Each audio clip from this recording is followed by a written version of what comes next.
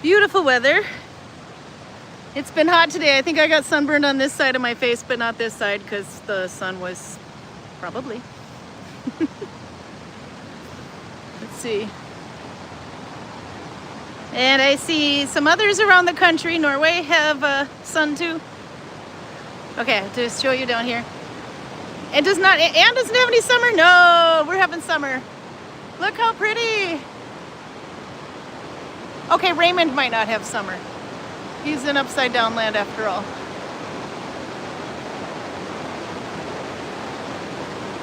But the waterfall's looking great. Oh, actually the other one's behind the tree there, but we can look at that in a minute. But look how clear the water looks down there. Glacier water. But it's, I don't want to fall over the edge of the rock here. Oops, sorry, that was way too fast. I'm still zoomed in. But you can see this, you can't really see it really well, but if I point it out, this is the rock where the old bridge formation is. You can barely tell. The water, just to give you an idea, 2 weeks ago was that high. And now it's that high.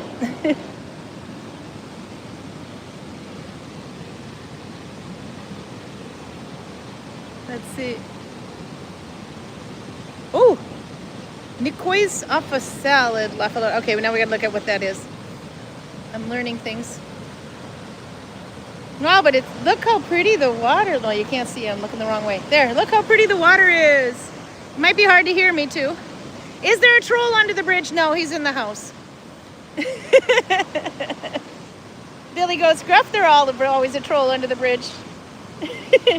The watercolor is almost greenish looking, yeah. And it's so pretty though, it's, and it's kind of like white over here. See, Raymond got it. But I don't have microphones on, so I don't know how much back noise you're getting from the water, but it's loud enough to make me want to talk louder. And then the walkway. Oops, let's see if I zoom out. Troll's in the house pooping. He might be. He could very well be pooping. I left him some microwave food though. There you have the path. And there are sheep on the other side of that path. Hey, Osman is here. Osman sent us a package, so we'll get some new fun things, including journals. And all the journals he sent us last time are completely sold out, so if you were hoping to get one with the antiqued pages, you'll have to get here soon. Yeah, I love the sound of the water. Okay, so you've got this highway here, but you can't really hear you can hear the highway a little bit, especially if it's a big semi. But the noisy waterfall, Microwave Iron Chef, he's cooking shirt cocker today because the meat cakes were on sale. I ate mine in a hurry. It is so tempting to swim here. Out here, this is probably not the best place to swim because the rapids are a little too much. It'll just push you down. But at the other end of this, yeah, in about a kilometer, it's calm. But it's cold because it's coming off the mountains. But no, I love the way the river has a really loud noise, but this kind of white noise is very soothing. And I like that it drowns out the highway, which is literally right over there. Right there. Okay, then I gotta move over a bit so we can see the raspberries growing in. They're not, oh yeah, in the titabar. No, rips, sorry, not titabar, rips. So if you don't, rips is red currant. They look like this right now. I don't eat these, but my kids do. Having salmon and fried rice for dinner. Okay, Annette is eating good stuff. Audra, oh that's right, Audra goes swimming when there's ice out there. I think she has to actually use a shovel to get into her swimming pool. No, you'll be fine, Audra. What was I thinking? Albert had a baked potato for dinner. Hey, there was potatoes in the microwavable thing, so I guess that kind of goes. Oh, poor Anne, it's raining again. It was raining here yesterday. Oh, so very green, yeah. Oh, but these will, they'll turn bright red. A little bit bigger than this, obviously. They're about half the size there. And you can make jelly with it. If you could eat them just the way they are too, but they're very tart, so you might need some sugar. see, I can zoom out a little bit. But the flowers are pretty much disappearing on them now. But tons. So Audra, maybe if they're in season when you're here, I can pick you a whole bunch and you can do whatever you want with them. Depends how far back I can get in there because it's, kind of brushy. It's not easy to get in there, and there's also raspberry bushes stuck. This is a raspberry bush. Oh, they're starting to come up. There's the raspberries. Or they will be. Deal, Audra says deal. I gotta give it, look at how many, there's so many. And I think that's not the only bush. I think there's another one a little bit, I don't know how far back we can get into that, but I will try. You know what, I'll do better than try. I'll make Carl do it. Carl can go back there and get all of those out. He's gonna hear me one of these times and get in big trouble. See, there's more back there. And I almost squished a friend. Let's see. If I point down, I didn't see him there. Do you know what that is? There are two kinds of big snails, actually. There's more than, I think there's three. There's one that looks like a leopard stripes or whatever. Then there's the brown ones, which are not good. But then there's the black ones. We get a lot of the black ones here. But that is a slug or a snail. The French people would probably eat it. Let's see, where is it? There we go. Let's see if you can see them there. And they're huge, by the way. This is not a very big one. Well, actually, he probably is. He's half underground there. Let's see if I can put this down. Maybe we can see him a little bit better without me shaking so much. Because he's moving his head around, and it's kind of cute. Look at those little antennae doing their thing.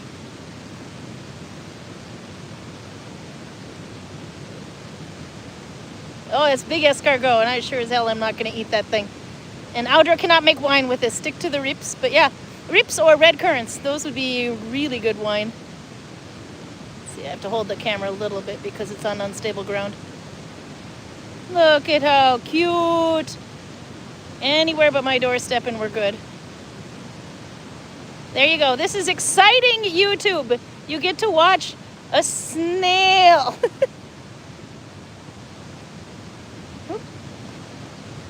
And look for the four-leaf clover. He looks like he's moving really fast now at this rate.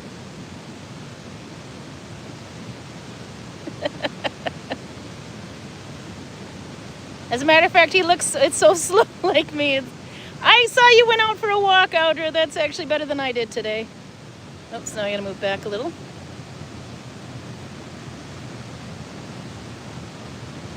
Anne says those berries are good for jelly and put them on Jennifer.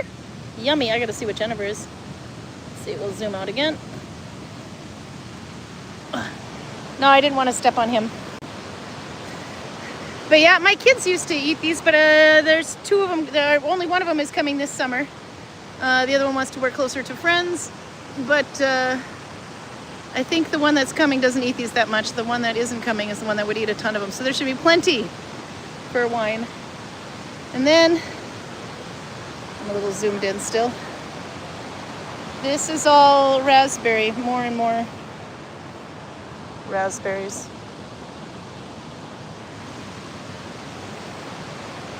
I can't wait to tell Carl that we took a while to come in because we were too busy watching a flippin' snail move across the grass. I don't know how much, if there's more current this way though. I think this is all raspberry bushes. But look, oh wait, there's a ton. All of them. Okay, this is a female bush. Which one of you was responsible for impregnating it? They did good. They did well. You can put them on brandy too. That would be good. Oh, and it goes way back there, and I'm not going all the way back there to get more. It just goes all the way up to the house. Every once in a while, though, we get a tourist who likes to walk up the road. Not a tourist, but it's a tourist. They like to walk up to the back of the road thinking that it goes around or goes somewhere, and it doesn't. So then they turn around, and to try to take a different path back, They walk behind our yard and through here. But that must be one hell of a nasty way to walk, because there's so many, I mean, there's little prickly parts on the raspberry bushes. I think you can see here maybe. Somewhere there. If I get my finger out of the way. I don't know if you can see it. Nope, it's not going to show it, but there's little pricklers. Hey Torben, you made, oh wait, Torben, we got a friend for you since you're late. Let me see where he went. We're having slow YouTube today. Oh, there he is. He didn't get very far. Slow YouTube for today. We're gonna watch a snail.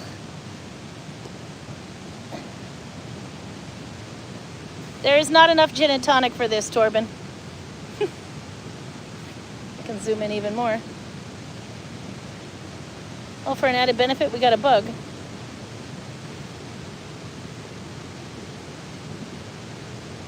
He's coming to get you, Torben. Now, has anyone seen the four-leaf clover?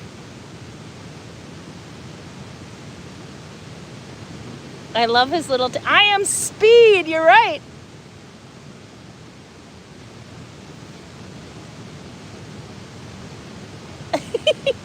I love his little antennae.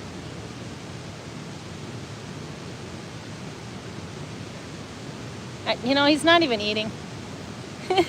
Oh, wood chimes, yeah. With the driftwood. Outer made such pretty wind chimes. I thought we should get some of the Viking kids to make some. Anyway, you can see the waterfall a little bit better. Unless I was up on the deck, then you'd see it better, the big one. Skjellfossen today is quite full. It was raining a little bit yesterday, but not massively.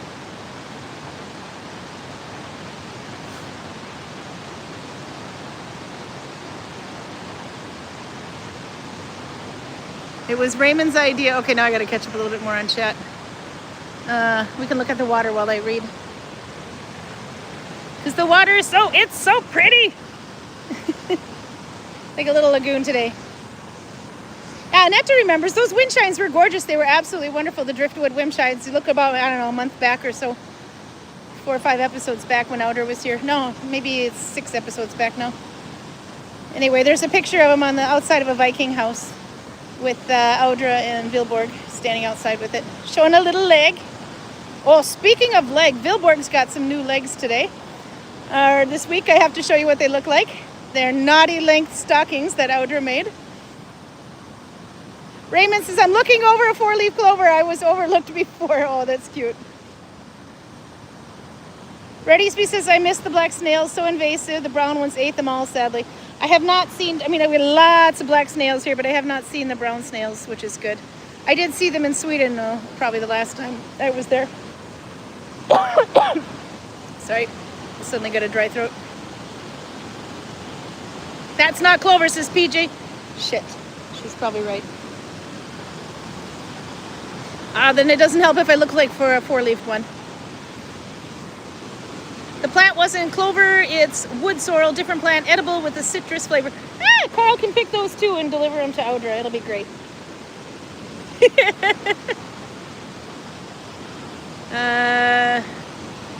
Christina is here. She says, or Christine, I forget actually. Anyway, the snail is some of the only Norwegian wildlife I've seen. Oh no, there's some others in there. They're hiding. And then holly. Actually, I'm not sure if this is the holly. No, I forget what kind of plant this is, but it's also starting to flower.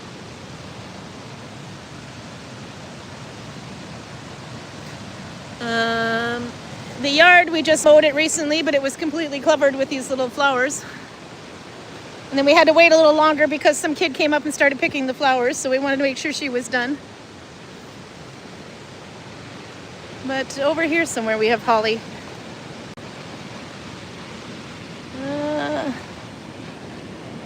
Is it this one? No, it would be sharper. It's not this one.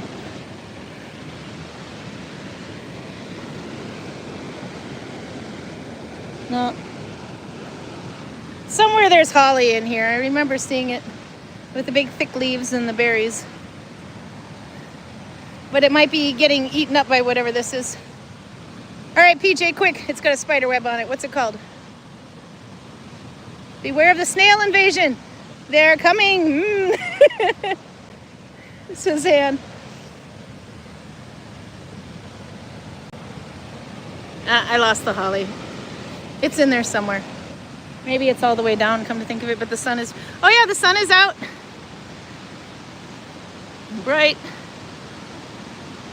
Roger, magic wand made from the wood branches from holly, as in Hollywood. Oh, that's so bad, Dad. I'm looking up a possible ID, says PJ. Okay, we better give her another look. I am bad at plants. It looks like goose. Oh, you might be right. Actually, I forgot we do have gooseberry around. That might be right. I don't know if I don't remember if we have it in the yard here though, but Audra knows how to do things with gooseberry. She made us some last time, I think. Last summer, but yeah, you can see the... Is it very thorny? A little bit. Let's see. Oh, look, there's another snail. I don't know, you can't see him. Looking for thorns, and oh, I just sent him flying. There's no more snail there anymore. It's a little on the thorny side.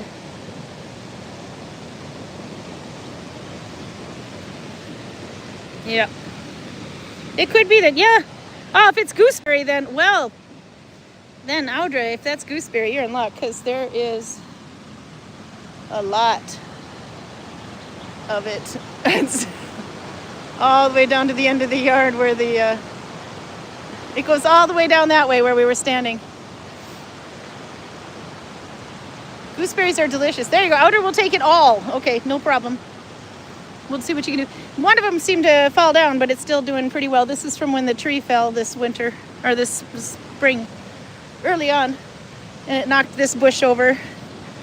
And I don't know, it's directly behind the sun, but there you can see. The part that we didn't notice that fell off was facing the other way, so the cut edge, but there's still a little, let's see. I'm scrolling instead of zooming. There we go. You can still see a little cut edge there though, that fell. All right, so more things for Carl to pick. This will be good. Let's see, I'm looking into the sunlight trying to look at the phone, but you can enjoy the sunlight while I squint. Raymond says the strawberries taste like strawberries, the snozberries taste like snozberries. Now, are you pronouncing that in a very schnoz sort of way? I don't know what a snozberry is, but a schnoz reminds me of a slang term for a nose. Like he's got a really big schnoz and she's not talking about anything else. Rowdy Spee says, I have a hybrid between blackcurrant and red gooseberries growing at home. Oh, that would be interesting. Well, anyway, that was the trip around the yard today. A little more of the water if I hold it way up. Oops, wrong way. I don't know if you can see it. Oh, it's in there somewhere. Then we can go inside. Is that from Willy Wonka, Robert? Good question. So, yeah, no, Carl, I told him to take his food. How much you want to bet it's still in the microwave? It's the meat patty one where we had the shirtkaker, which is bigger than a meatball and smaller than a hamburger. Ooh, I'm all sweaty today and itchy. It's the heat. Whew. There we go. Oh, and then of course we've got lots and lots of this.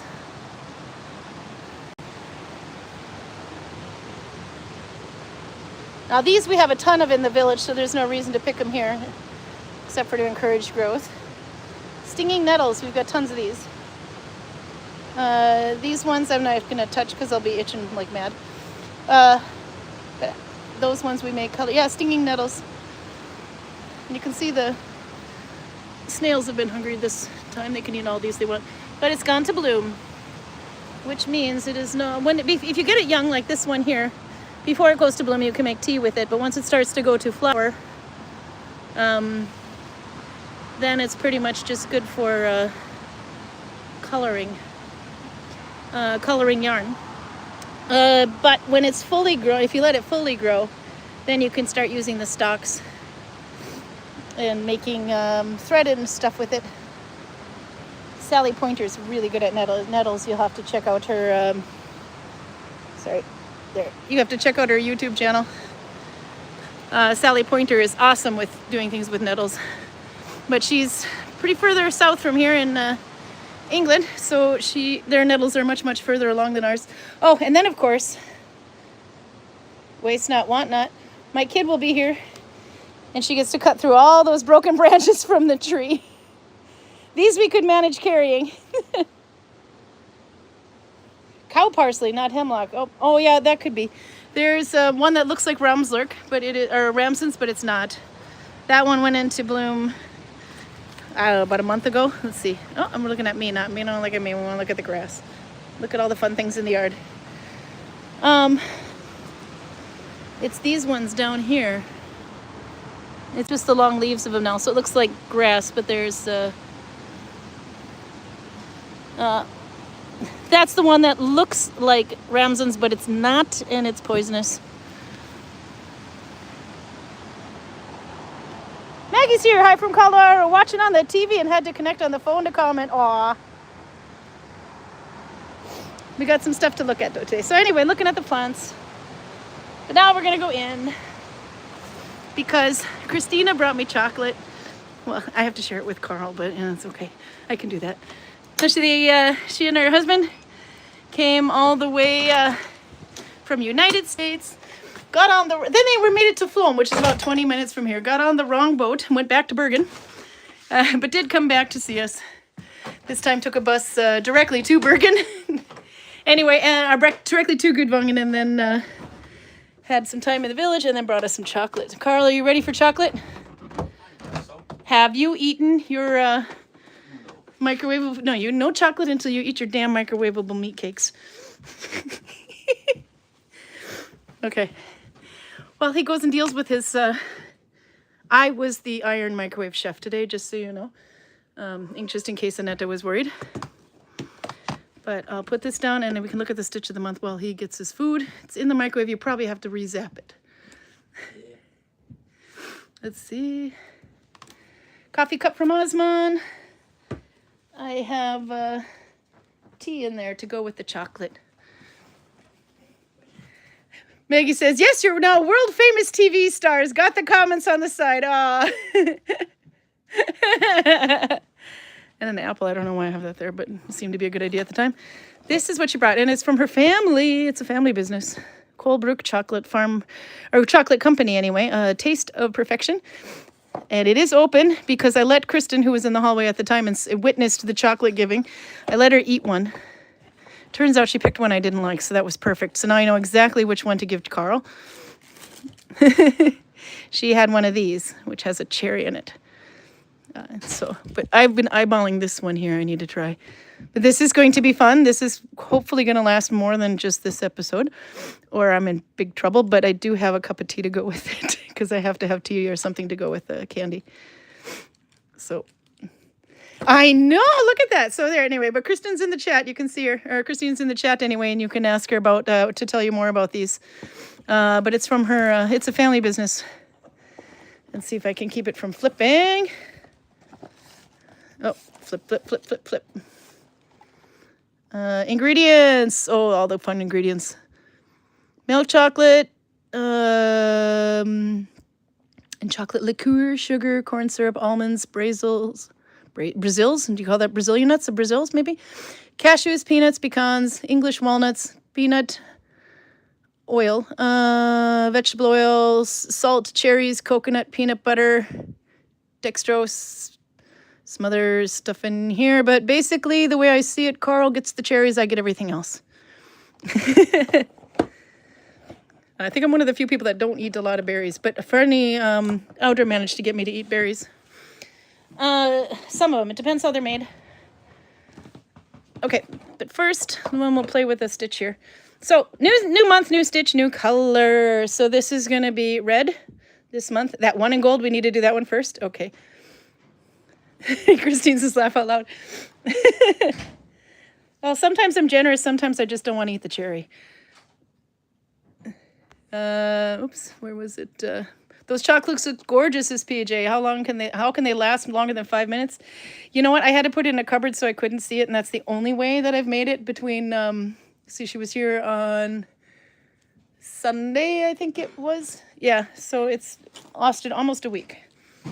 Okay, I decided to show this with really long yarn again because I'm an idiot. I also, for this stitch, used a Lopi yarn. I don't know if you can see it very well.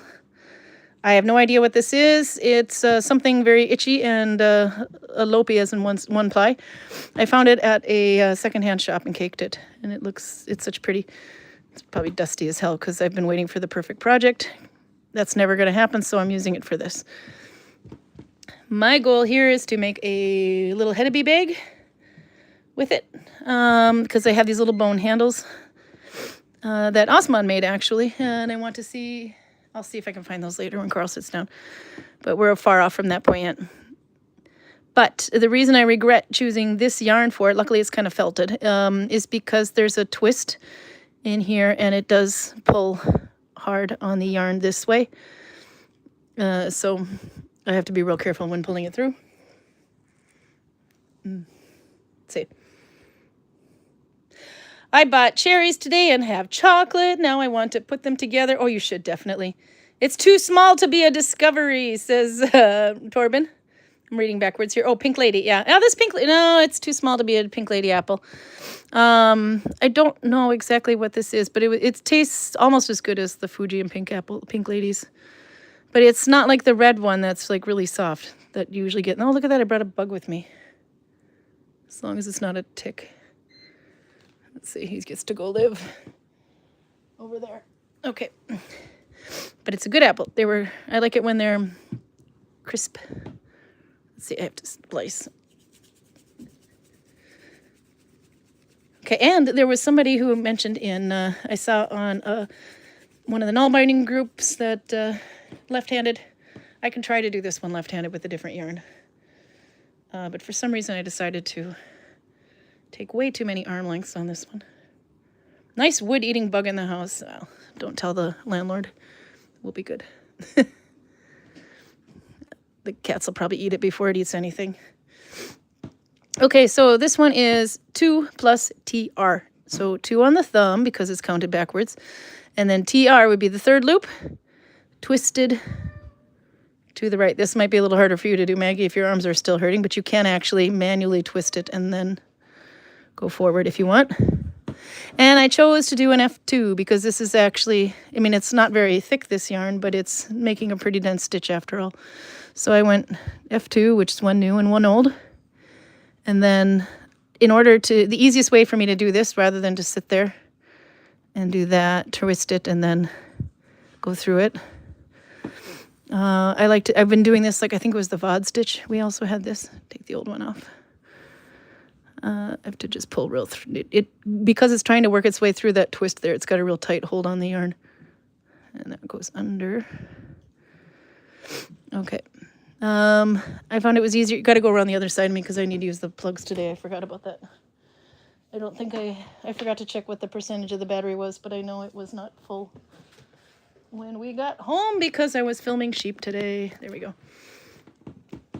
But anyway, okay, so for me, it's easier to do the connection first. Pull through. You can use whatever connection you want, but I'm using F2.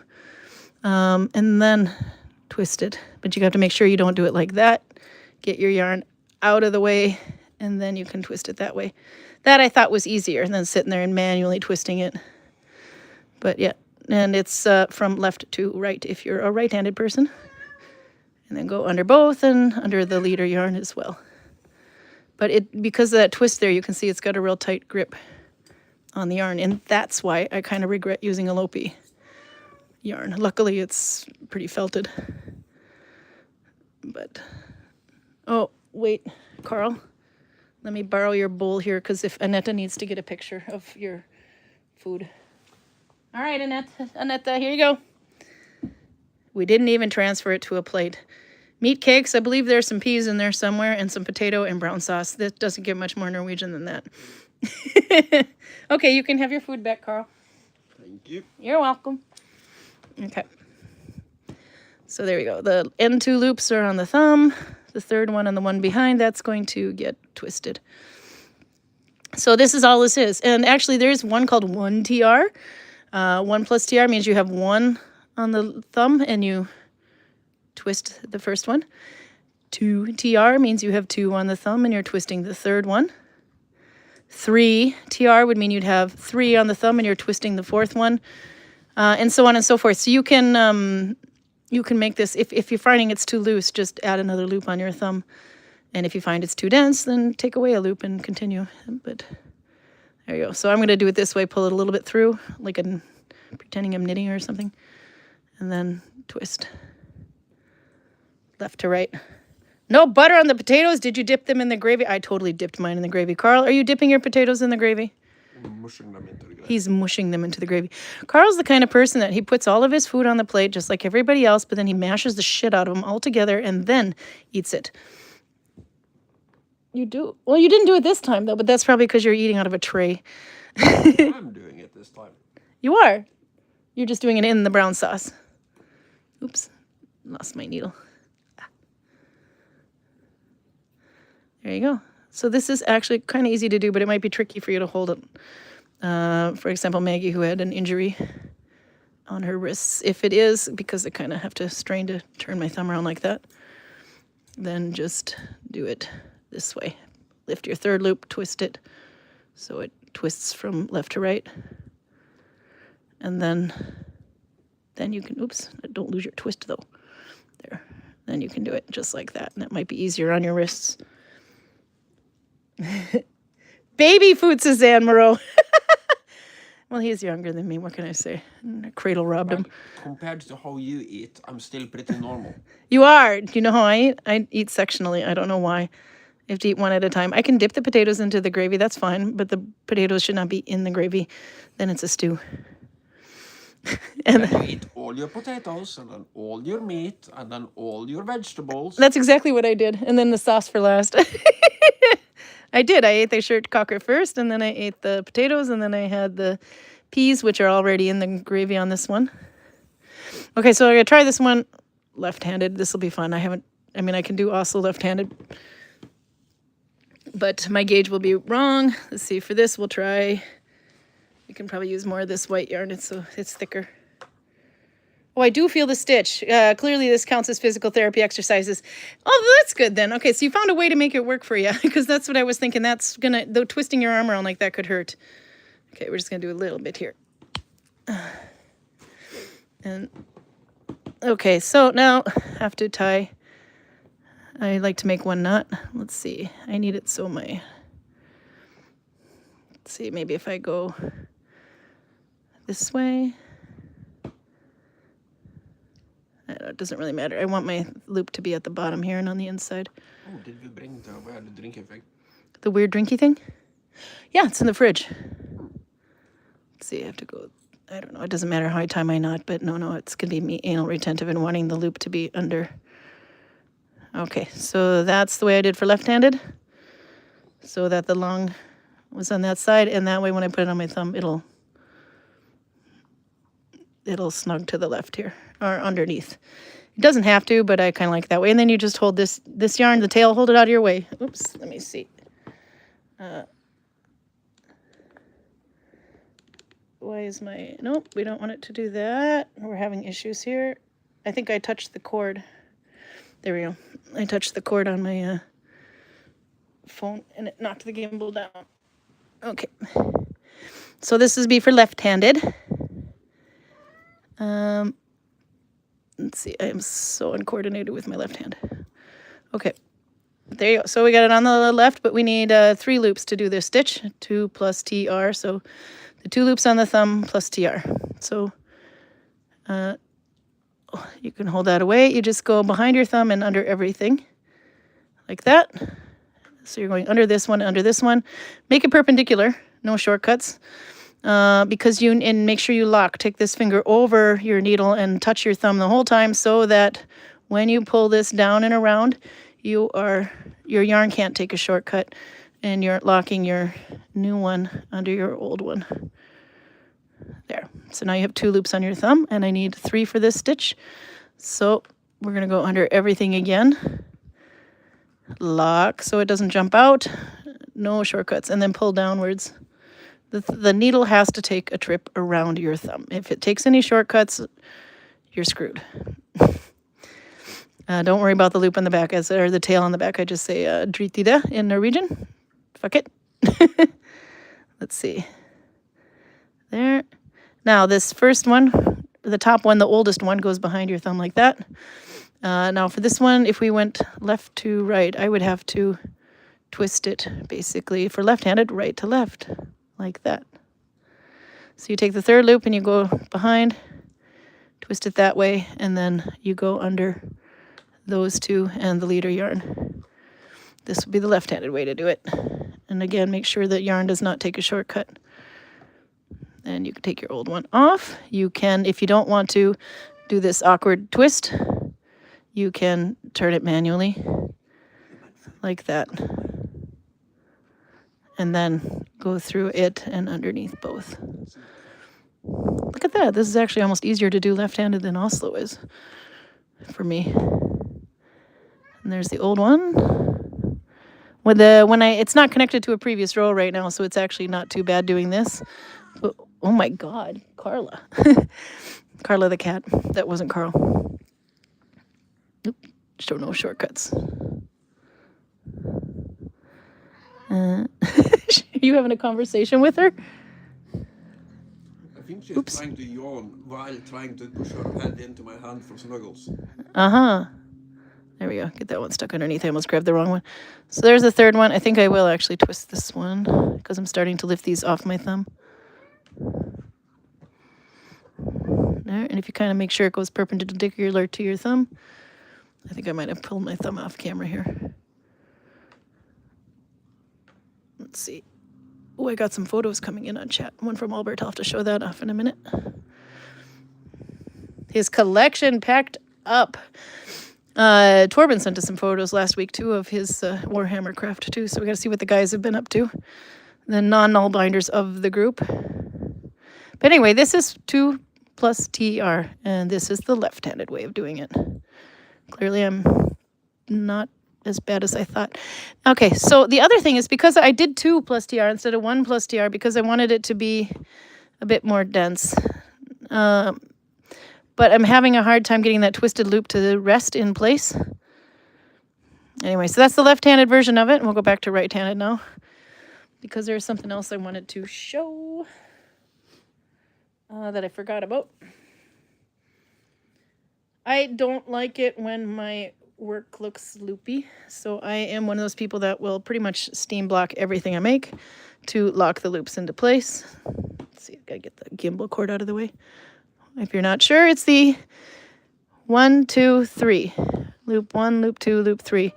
There you can see that twist in there. The yarn first, then the end loop, then the second loop, and the third one is the one that's going to get twisted. But if I do some more of these with the right hand, hold that out of the way. Oh, that one didn't pick up very well. There. Carl's having full-on conversations with Carla the cat. Oop. But that little twisted loop, it does really grab onto your yarn. And this is not allowed to play. There we go. Sometimes you have to yell at your work. There we go. Maybe one more. Let's see, F2. Okay, maybe that'll do. But yeah, it's causing my yarn to bunch up, but I think that's because this is the stiff yarn. I should have gone with something a little bit more lax. Anyway, this part this is the wrong side, and I've only done like, I don't know, this many stitches, but it actually doesn't look too bad right now. But it's the loops don't want to lock into place very well. So I have to constantly stretch the living bejesus out of it to try to get all those little loops to lock into space. Oh, I thought you were giggling at me wanting to stretch the living bejesus out of something. You were, okay. Carl's got a sick mind.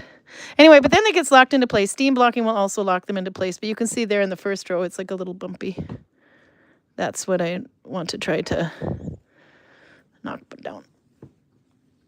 But anyway, So this is the right side, as in the side facing you, right-handed, and the left side facing you looks like that.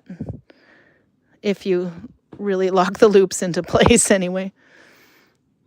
But this will be a fun stitch to play with. I don't think I've ever made anything with, I've tried these before, but I've never made anything with it. So I'm kind of curious to see. And then we'll say hi to Carl and I'll go find the bag handles I have from Osmond to try. How's your food, Carl? It's I see Carla wants your food. You got to come sit over a little closer. You're stuck behind bags. Ooh, there's some good stuff coming in on from the Warhammer people. Mm. So there'll be some fun stuff for you to look at too, Carl. Meow. So Carl, tell them how your day went while I look for these handles. I forgot where I put them. How my day went? Yeah, how'd your day go today? It was hot and fucking sunny. Yeah. I noticed the Spanish people are starting to turn a different color, and you are too. You're getting a little darker. Yeah, no. You might have to slide over so they can see you. I get darker in the sun like normal people.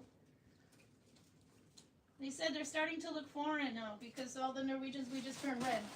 Mm.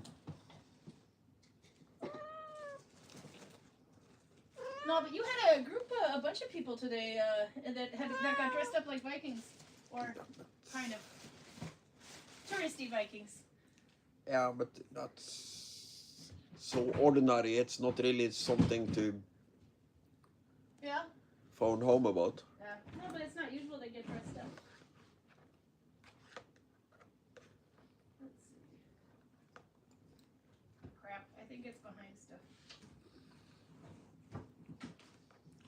What are we looking for? Looking for the bag handles I got from Osmond that I gotta try with this, that I'm making a bag for. But I didn't realize I'd put a bunch of stuff in front of it. Basically to keep the cats from killing stuff. Yeah, how's that working out for you? Well, the cats haven't killed it, but me, I'm not able to get I went to bed very early last night, so I was up at 4 a.m. this morning. And every 15 minutes or so, Karin wakes up and goes, "What was that?" That was this morning. Yep, from 4 o'clock to about 10 o'clock this morning. Because when you wake up, the cats see it as permission to get up and make noise. And poop on things, and puke on things, and scratch and drop shit. And fight each other, And like fight a each lot. other. And every time she asks, the answer is the same. Now it's Carla chasing Fuzzy around. Sometimes right across her face, and then she wakes up and goes, "Ah, what was that?" Now it's Carla chasing Fuzzy around. Still. Okay. And then she goes back to bed. Shit, I put him in a really good spot now. I can't find him. But I will. Oh, here they are. No, finally she found her, When I threatened to stop looking for the bone. I found bone! Okay. Watch out, Carla. I'm gonna sit on you. Okay. Ooh, I almost did. It was a tail. She's a skinny tail. No, so Osmond made us these out of bone. Little bag handles, except for I think the dots are supposed to be down here, but we will make this work.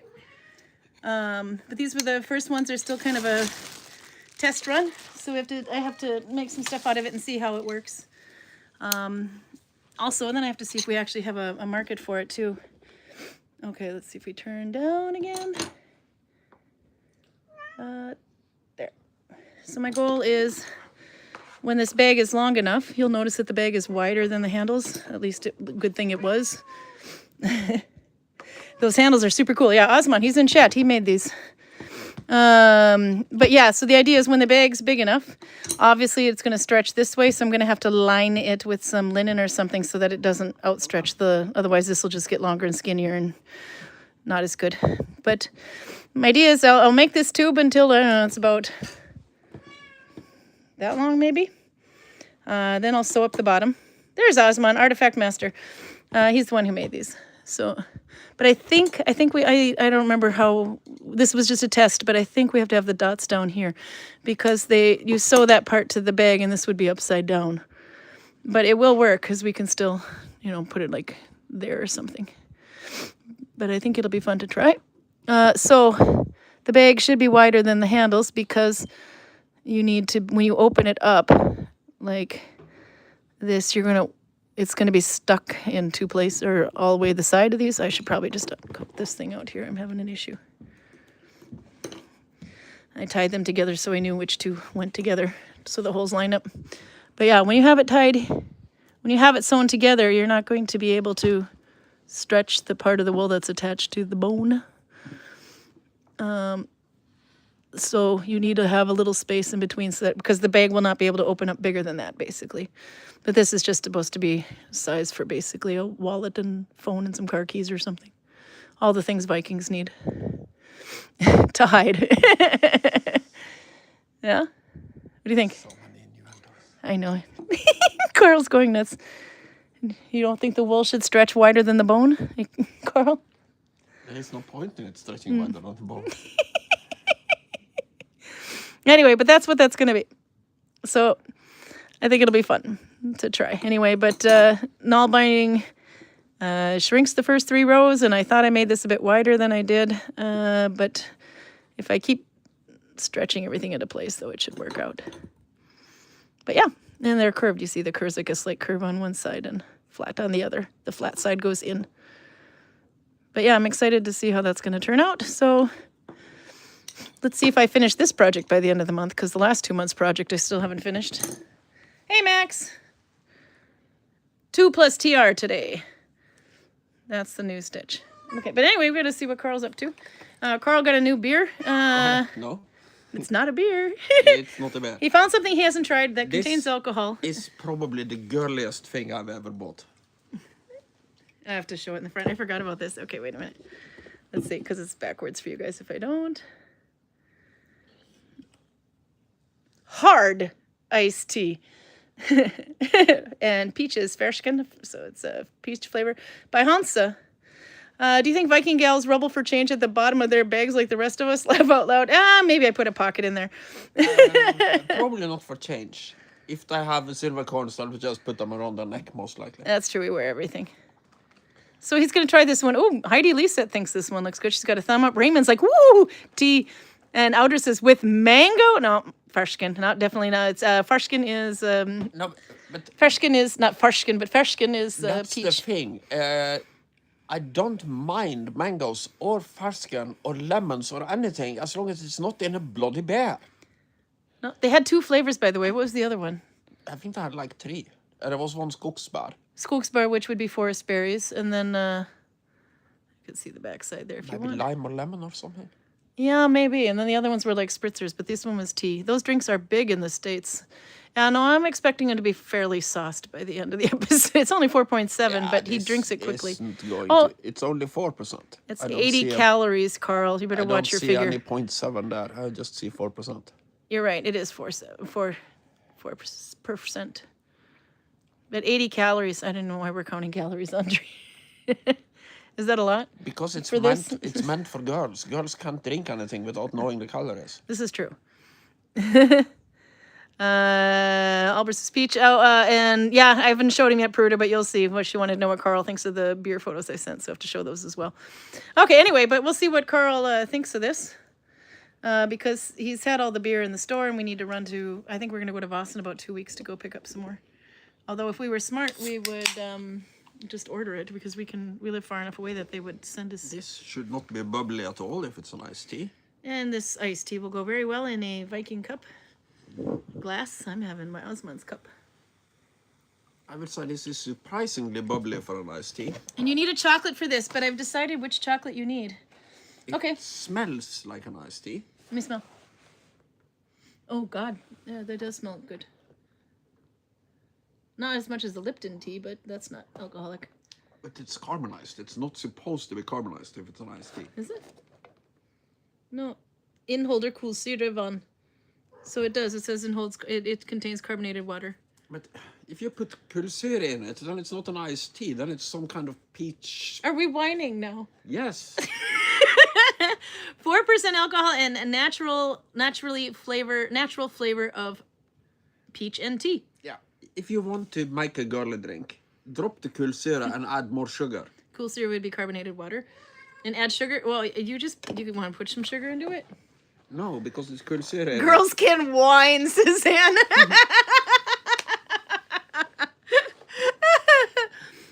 Megan says, whereas women understand calories are less important than good flavor. Oops, there's probably a first part of that. No, that was right. That calories are less important than good flavors. This is true. Albert says, those, if they are good, don't taste the alcohol in it. Yeah, that's what I'm thinking too, if they make it right. Yeah, but it's only 4% of alcohol, so it's not like it's that hard to hide. No, but it doesn't need to taste like it. No, the annoying thing with this is the carbonation. There shouldn't be any. But it's only 80 calories, Carl. Think of your waistline. It's a twig. Oh my God, I was watching Funny AF on Netflix. Somebody had me, one of our coworkers was watching it and said it was a really good show. So I checked it out.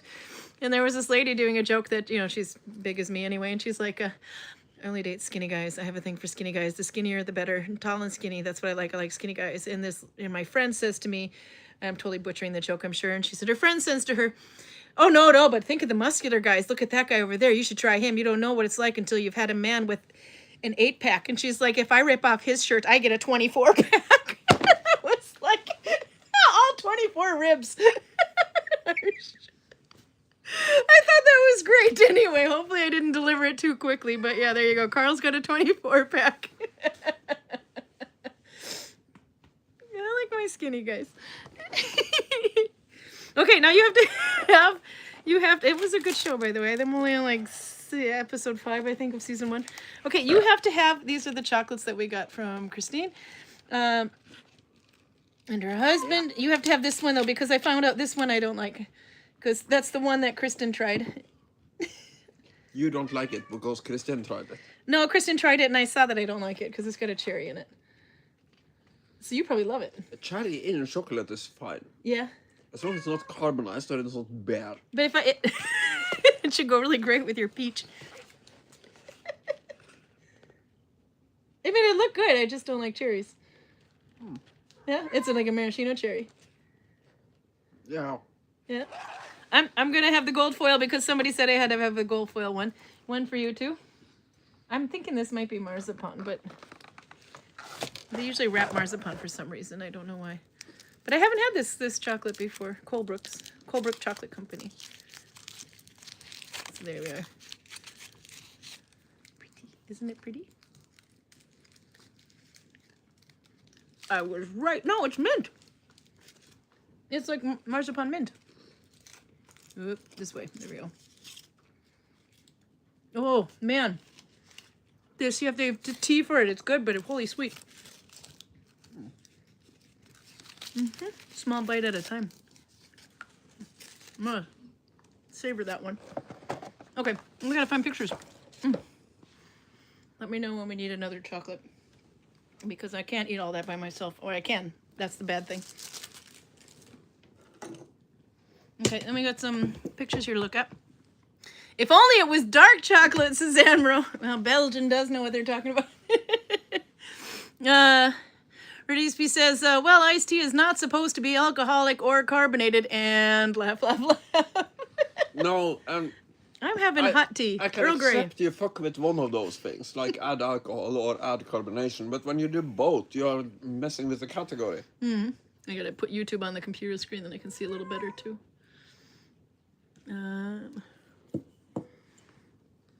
Then I catch all the chat instead of just whatever line happens to be on the screen. Outer agrees with Annie. Outer likes dark chocolate. She's got good dark chocolate too.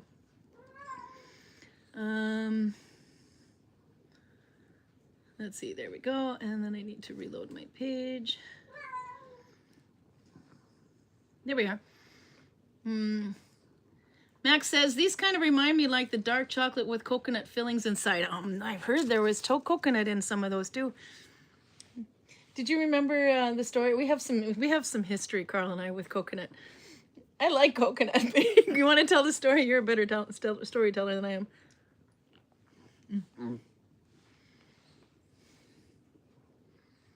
It's Carl hard around my mouth.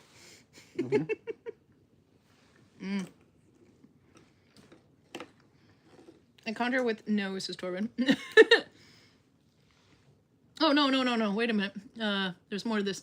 Question for artists in here. How long does oil paint need to dry?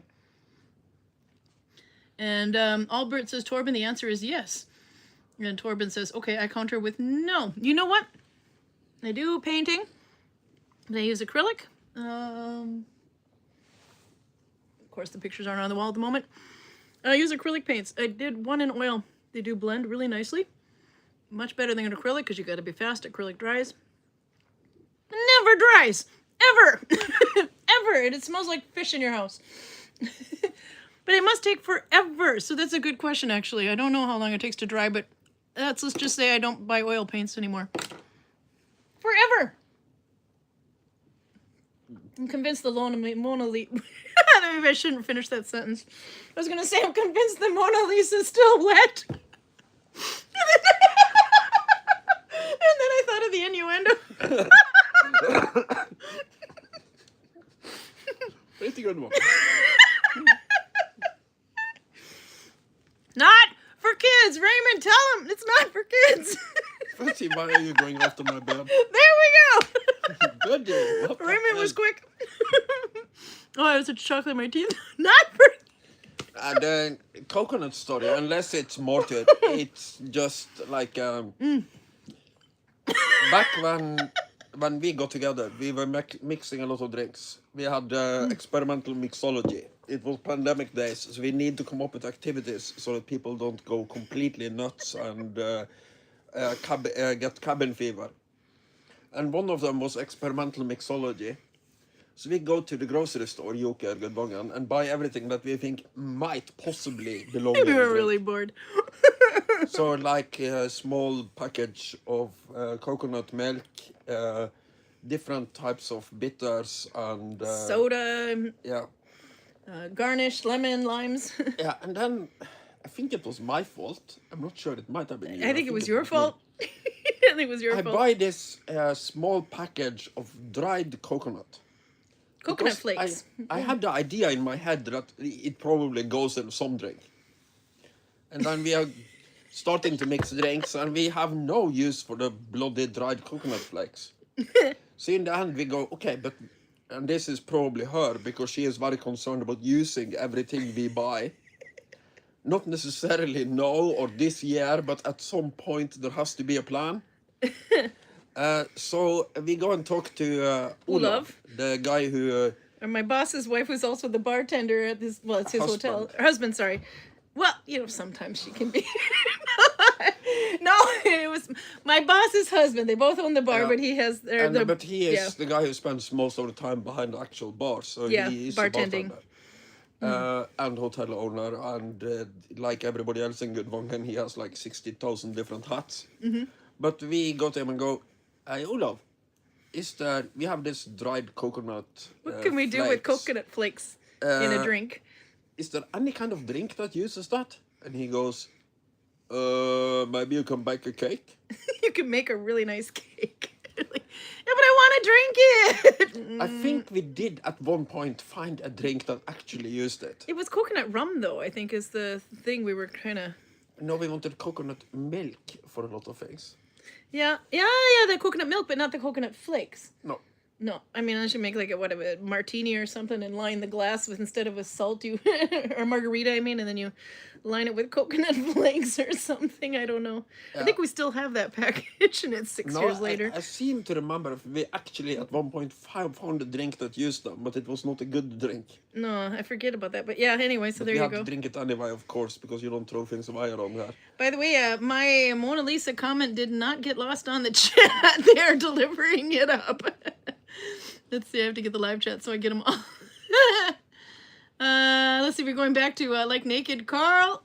Yeah, we were talking about that. Yeah, the Naked Iced Tea. The Naked Carl painting that I made. It's got a Naked Carl.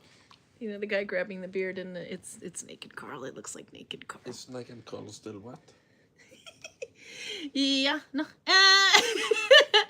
No, that was talking about the iced tea. I didn't think about that connection, but that's even better. Okay, there comes Raymond screaming, not for kids, just in case we forgot. Let's see. Regarding the paints, though, PJ says, I recently came across a reference to water-soluble oil paints. I haven't looked for them yet, though. Then they're all laughing their ass off because I said something stupid. And then Nolvia comes out with, that would explain Mona Lisa's smirk. So he's telling a story about coconut and I'm losing my shit because I'm reading the comments. And Torben says, if Mona Lisa's still wet, you don't need Vaseline. Oh, but I have it ready. Maybe that's why she's smirking, says Annette. Yeah, she agrees. Oil paint can take days to dry. I think it was at least a week, and it still smelled like fish in the house. And I stopped. I think I gave those away. I gave away the oil paints. Actually, maybe we used them in the village on rock painting or something because the oil won't go away in the rain.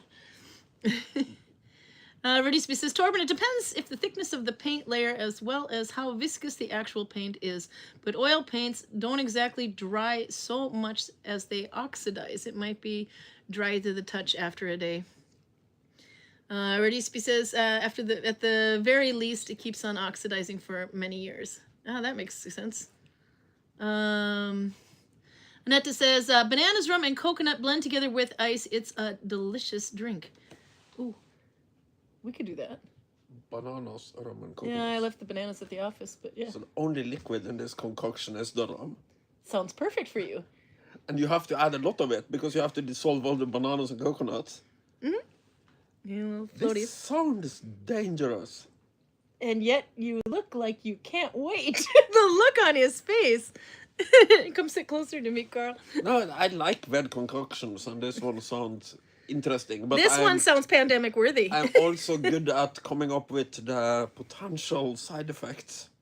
And the potential side effect here is that you are going to drink pretty straight up rum. Where Amaro screams, get the wheelbarrow.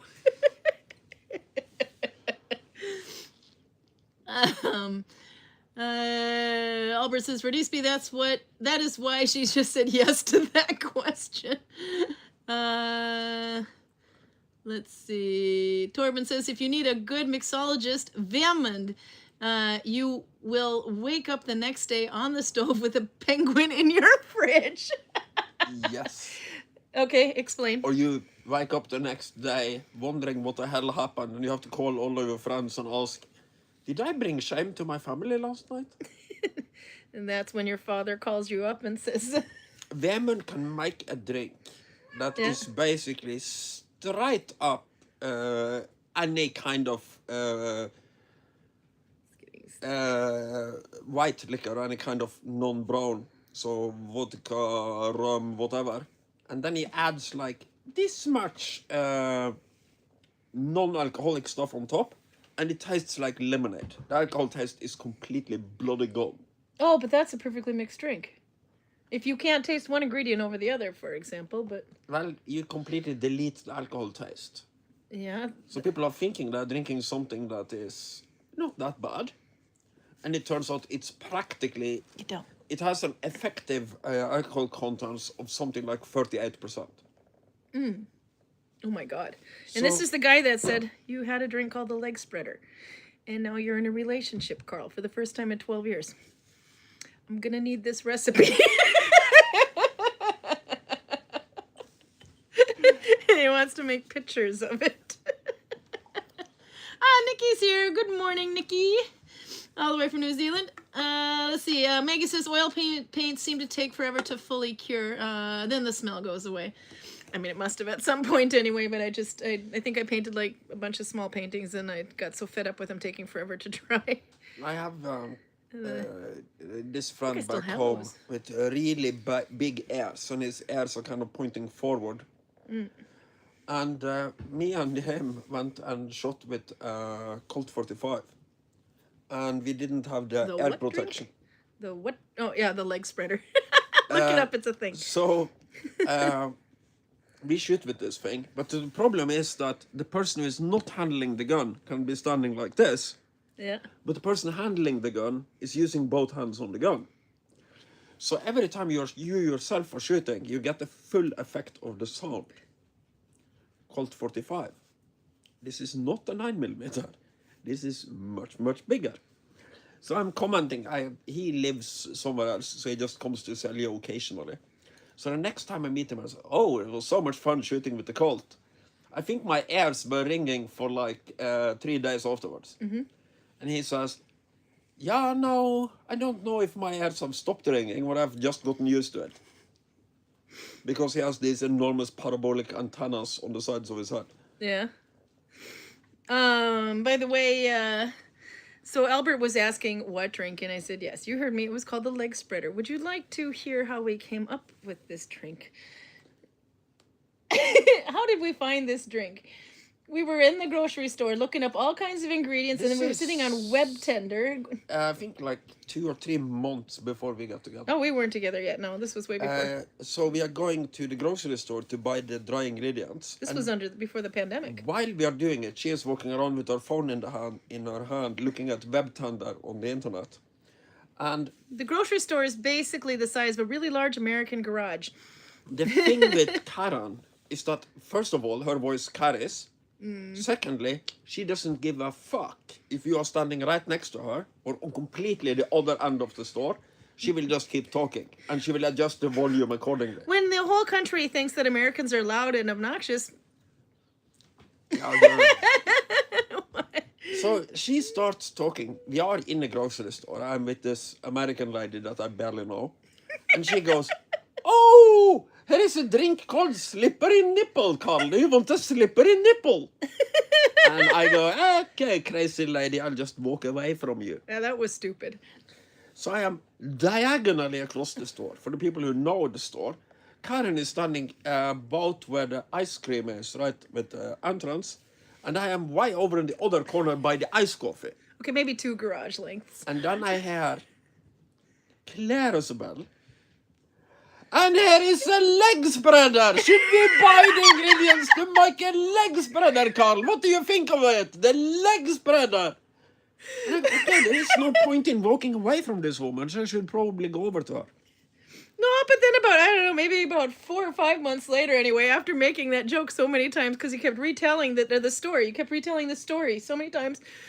Then Carl's, you're like, maybe we actually need to try one of these now. Because we've been talking about this damn drink for so long. What is a leg spreader? Anyway, but it was actually really good. But that's the one that's where the Midori came in. And then we decided not only was the drink really good, but rather successful when we did.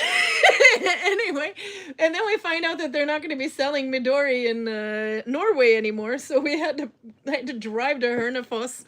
Which is about, I don't know, a 45-minute detour from my route coming over to Gudvangen. And buy the last 5 bottles of Midori. So now we have so much Midori 6 years later. But there, sometimes it's fun to be an American in Norway. I had way too much fun with it. Not for kids, not for... Yeah, no, we just got bad. Walk away and she got louder. Laugh out loud, says Maggie. I'll teach you to walk away from me. There's even one called monkey sex. Webtender.com. Check it out. There's so many fun things on there. Thank you, said Raymond. Yes, I feel so much better with all the walking. Oh, this was... well done, Ray. You are a legend, and probably much healthier. Yeah, how much did you walk? Yeah, he said, Nikki, I ended up walking 320 kilometers in the month and raised $365. That is really good. Because he's with, if you see his Facebook anyway, he was posting pictures from everywhere. So all kinds of things, including a black swan. It's on there. The black swan, I think you had made a comment that I'd never really heard or registered before, but he kept talking about a black swan event. I'm like, okay, fine. What the fuck is a black swan event? And then he explains. It's something that can happen, but probably won't, because they're extremely rare. And then Raymond starts posting pictures of black swans, and I'm like, clearly not that rare. What are the odds? Okay. I can show you a picture of Donald Trump, but you're still pretty unlikely to run into him. And then Raymond will find him on a walk and make a lot more money. Let's see, we need a new chocolate. Because I finally got the mint out of my teeth. I need to have one of these really big, weird-looking ones. It reminds me of what she said. And I'm still with him. Okay, here you go. You want to try one of the weird-looking ones? No, you're going to have one of the ones with a squiggly line on it. Mine's bigger. Size does matter.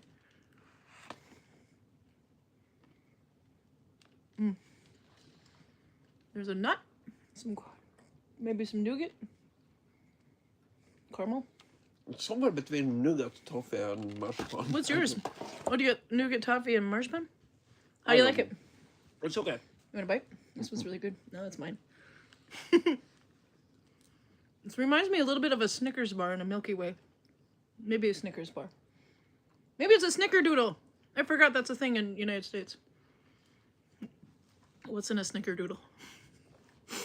I don't know my own country anymore. I took a food quiz and I didn't get half of the jokes or half of the questions because they were fast food menus. In US, then some of these didn't even exist before I was there. Since I've been gone. Okay, question. If Norwegians are so modest, asks Saudra, why do they have drinks with such intriguing names? I don't think these are Norwegian names. I think they are American names. They are. We'll drink anything. And the thing is, you have to come up with a clever name for it. Because then people will buy it. It's also, I think American adults are like Norwegian children. So in Norway you have candy that is called things like camel balls and that sort of thing. Because the kids think it's super funny to go into a store and go, can I have a bag of camel balls? I think it is. You can get Toro balls and rainbow balls here and unicorn balls. Yeah, but I think the same logic applies to the American, typical American barfly. Goes up to the bar and giggles to himself and says, yeah, well, I would like a sex on the beach, please. And a fuzzy nipple. Or navel. Slippery nipple. Slippery nipple, Was fuzzy there a navel. fuzzy one? Probably should take a shower. But no, okay, so there's this page called webtender.com. There is You can try to flip it, but my chocolate is melting in my hand There is a here. Norwegian drink called aperunk. This page. Aperop, which is a... Aperunk. Appelrunk, oh my god. Okay. Appa is monkey, and runk, you can just look that one up. But the monkey is doing something that Catholics would be very upset with. Anyway, but yeah, so it's this page that I went to. The reason I know about this page is back in, right, I think 2001 or 1999, I can't remember. Not the millennium, but very close to it. Anyway, my ex and I decided to have a housewarming party where we were at because we had just moved into a new apartment. And we decided for New Year's Eve, if everybody brought one bottle of alcohol, no matter what it is, and we bought all the dry ingredients. Holy crap. And then we put up the site, the web tender, and everybody was basically flipping through there and mixing anything they could, and there was some really, there was so much in here. But browsing drink recipes, let's see if we go by, what should we go by? Ingredient? Name? Let's start with, which letter should we start with? Pick a letter, any letter. N.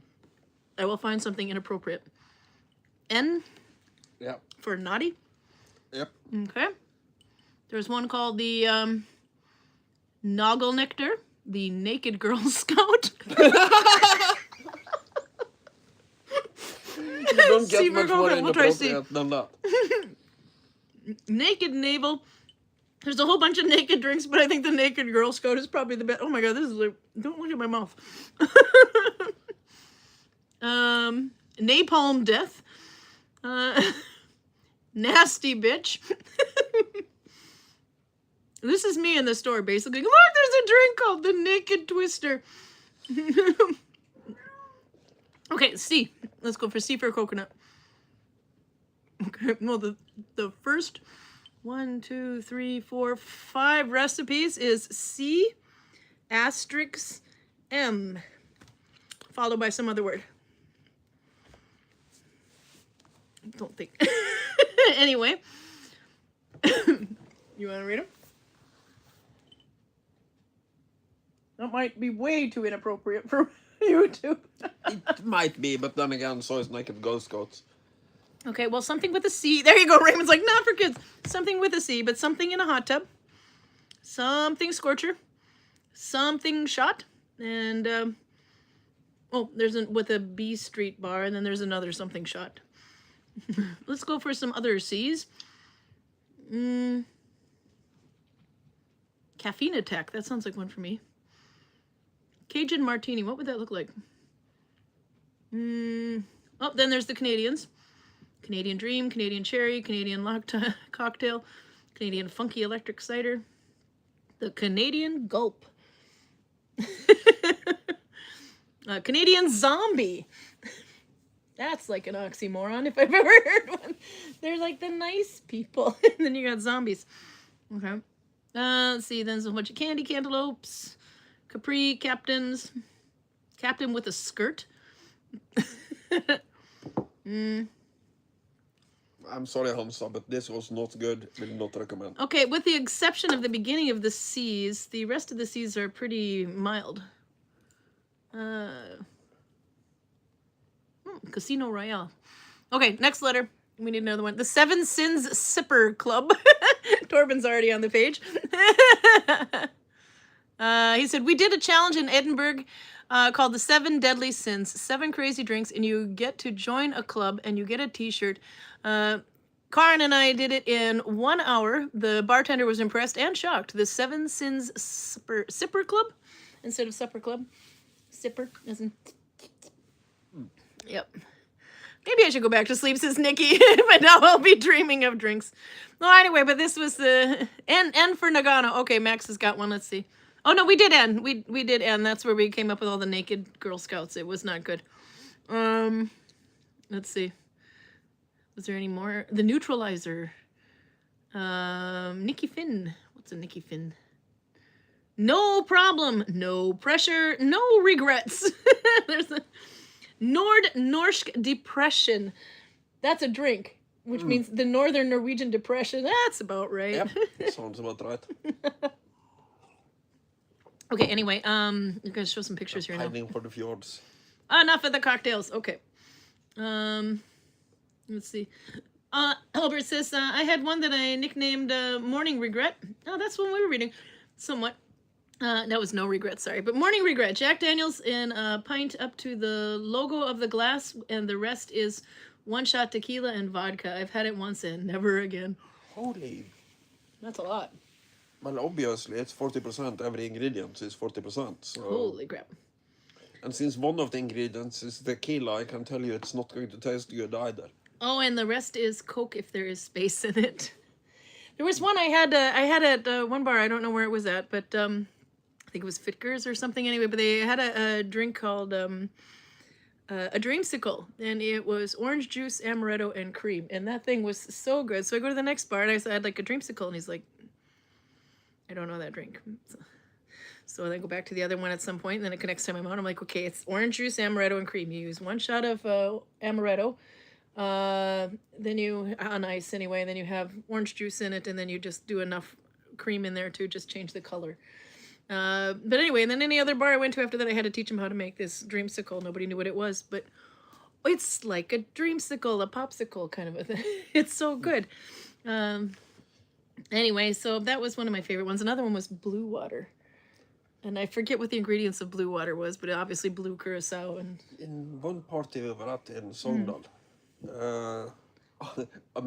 our common friend Sten Finsen, they're mixing drinks, and he basically takes a little bit of everything and mixes it together and end up with this weird brown liquid.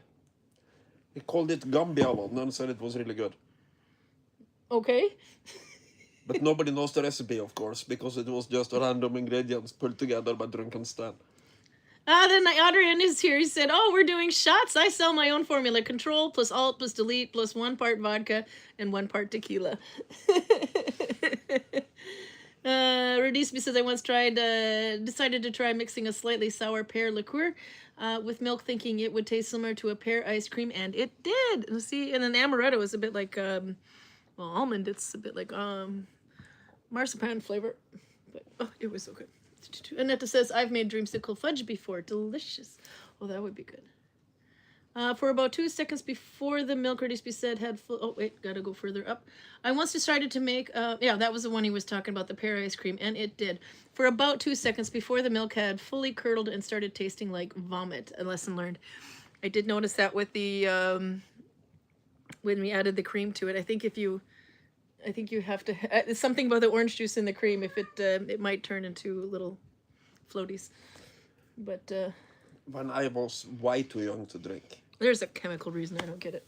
Yeah. me and one of my friends decided to steal some moonshine from his father. Yeah. And the plan is idiot-proof. Because his father has this really big container of moonshine. And he says he always drinks it with citron brews, so basically lemon soda or lemon pop. And that's the same color as the moonshine. Yeah. So the plan is to steal some of his moonshine, replace the volume by lemon pop, and then we can just go and get drunk, and his father will never notice because it will already taste like what it's going to taste like when he mixes it with his lemon pop. So we have 1 bottle of champagne brews. That's basically root beer. And 1 bottle of lemon pop. So the plan is to tap off the moonshine, add the lemon pop, and then we use the champagne brews, the root beer, as our mixing agent. So he goes, oh yeah, no, it's a brilliant plan, we'll never get caught. Then he goes down into the basement where the light doesn't work. And when he comes up, he has this bottle that is now horrible. It tastes horribly strong alcohol. And I go, yeah, but this bottle is clear. He goes, oh fuck. Because then he put the root beer back in the thing. So we go down and have a look, and the entire vat of moonshine is now brown. Oh my god. Because he put the wrong drink in it. So we go, oh my god, your father is absolutely going to kill you when he comes back. So yeah, okay. We know that for a fact. So there is no reason not to get drunk, is there? No, oh my god. So we got spectacularly drunk. And when his father come back, this is normally a pretty angry guy. He's known for, among other things, throwing a cheese in the head of his son because he got so angry. Oh my god. When he sees this, he's just going, you are complete fucking idiots. This is giving me You Ferris are Bueller's Day Off so vibes. retarded. It is blowing my mind. I can't believe you can be that fucking stupid. Your voice right now. I sound more manly than you do. Oh, it's giving me Ferris Bueller Day Off vibes, you know. Cameron's car. Okay, Cameron's father in the car. It kind of sounds like that. He's kind of a funny character.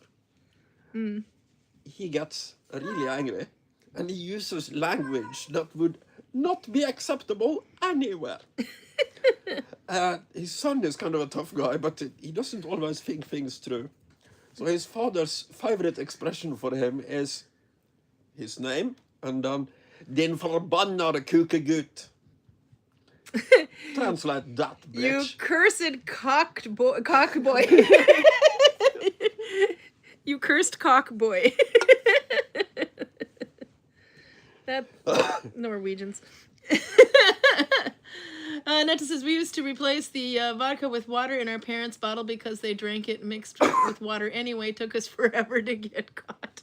You know, it works really well when your parents actually don't drink the alcohol in the house. They just have it, and then all of a sudden they go to serve it one day, and they're like... It works fine unless you steal so much that you end up with basically pure water. Okay, I gotta show some pictures. Let's see. Max says, one time on the way yesterday, one of the passengers who's nonverbal almost threw his toy out of the car window, and I caught him red-handed. Oh my god. I remember my dad did that once, threw a toy out the window because we were arguing too much as kids. That's such a 70s thing to do. Let's see. Okay, now, Vilborg has got her present from Audra, and I can show this because she's made it public. She says, I am the luckiest when it comes to friends. My bestie, Audra, made this beautiful needle-bound dress and the socks for me, and I am in awe, and I don't think I can express enough how happy and thankful I am. It fits perfectly, and from now on, I won't freeze in the cold Nordic climate, either on Viking markets or in daily life. Thank you, you're an amazing friend. She's originally from Iceland, lives in Norway, so she can do cold, but this is good. She knows. Okay, so anyway, if you remember the purple dress that Audra made. See, I just have to pause here, and then so we can see it from the beginning. It's a little video. Hopefully it plays at the right speed. So there's the dress, all wrapped up and beautiful, because Audra doesn't just pack things in. She doesn't throw them in a bag and give them to you. She wraps them up and makes them look really pretty. So this is the Nalbinding dress. I think it's Oslo stitch. And here we go. Let's see. Oops, I can push buttons. There we go. There's the dress on Vilborg. Isn't that pretty? And the naughty length socks to match. Look how pretty that is. I'll let it go for another couple rounds so you can see. A whole needle-bound dress is, yeah, and Verdisby says, oh my God, and people think I'm weird for making sweaters. Yeah, no, the whole dress, and this is not her first dress. It turned out so nice, yeah, and it fits her just beautifully. And then you see the naughty length socks, because she's not going to freeze. But there's still access in case she has to pee. But that thing is so beautiful anyway. So there you go. It's in its happy home. Well done, Audra. Okay, then let's see if I have some other things to show here. There were some pictures. Torben sent us some pictures last week. Let's see. I have to open this in a different window. There we go.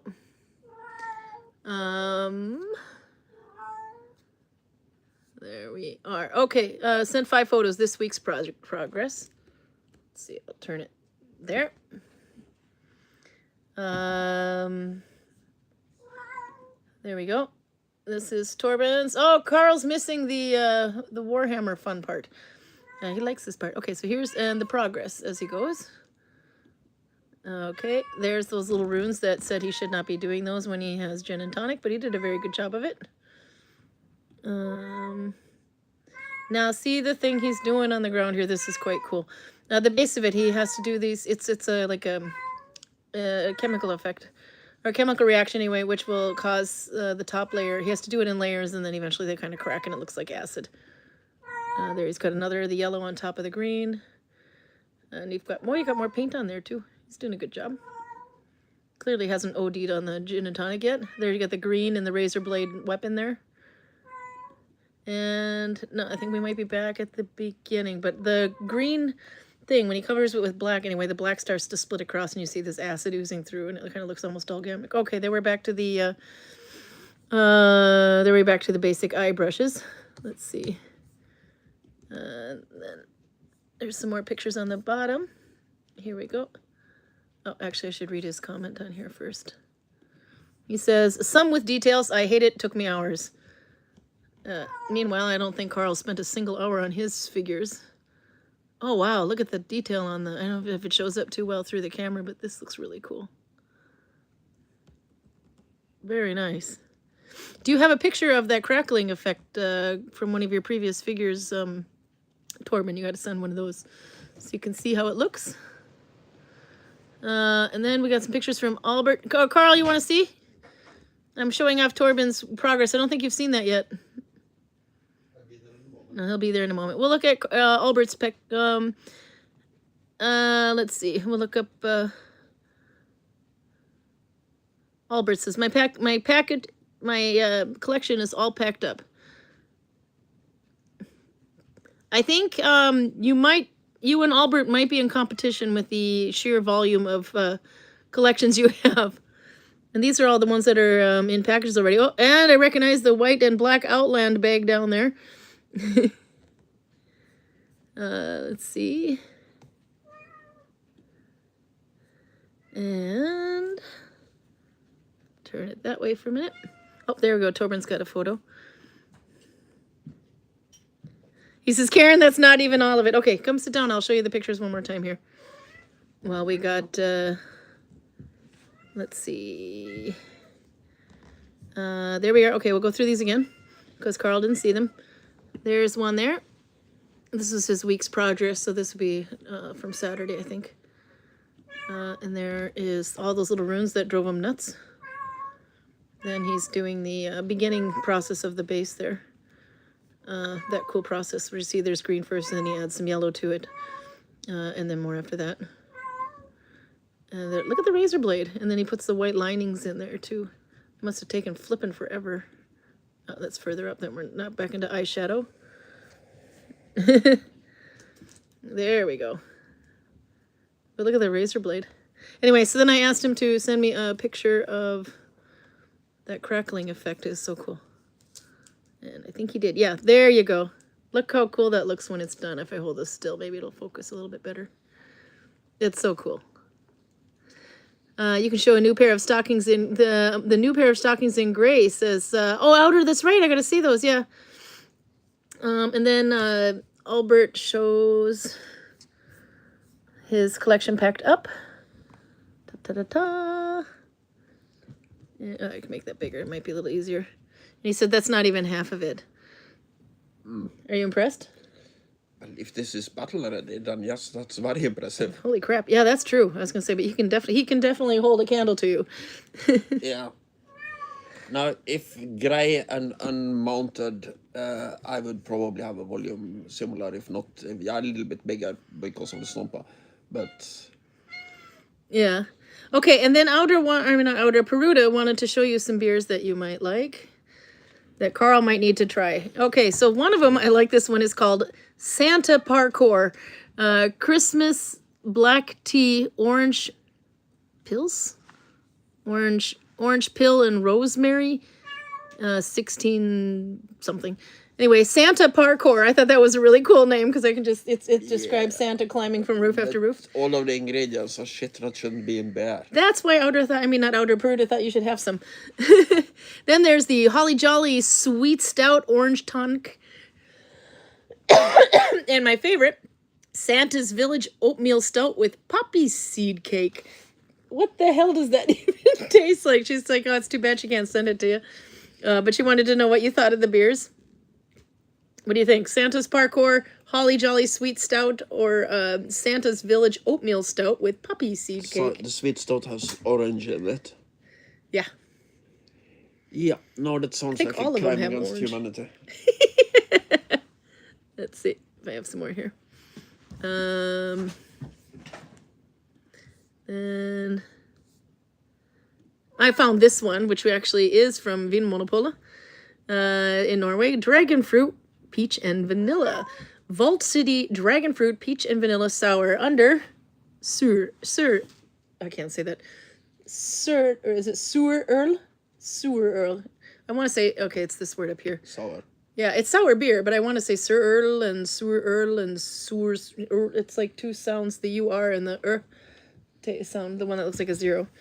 Pronounced similar. How do you say that in Norwegian? Read that word. Volt? No. Sewer Earl. Sewer Earl, Sir Earl. Sewer Earl. Say it again. Sewer Earl. There you go. I'm not good. And it's got like a claw. So I thought we might have to try that one because it sounds perfect for you. It's from Scotland.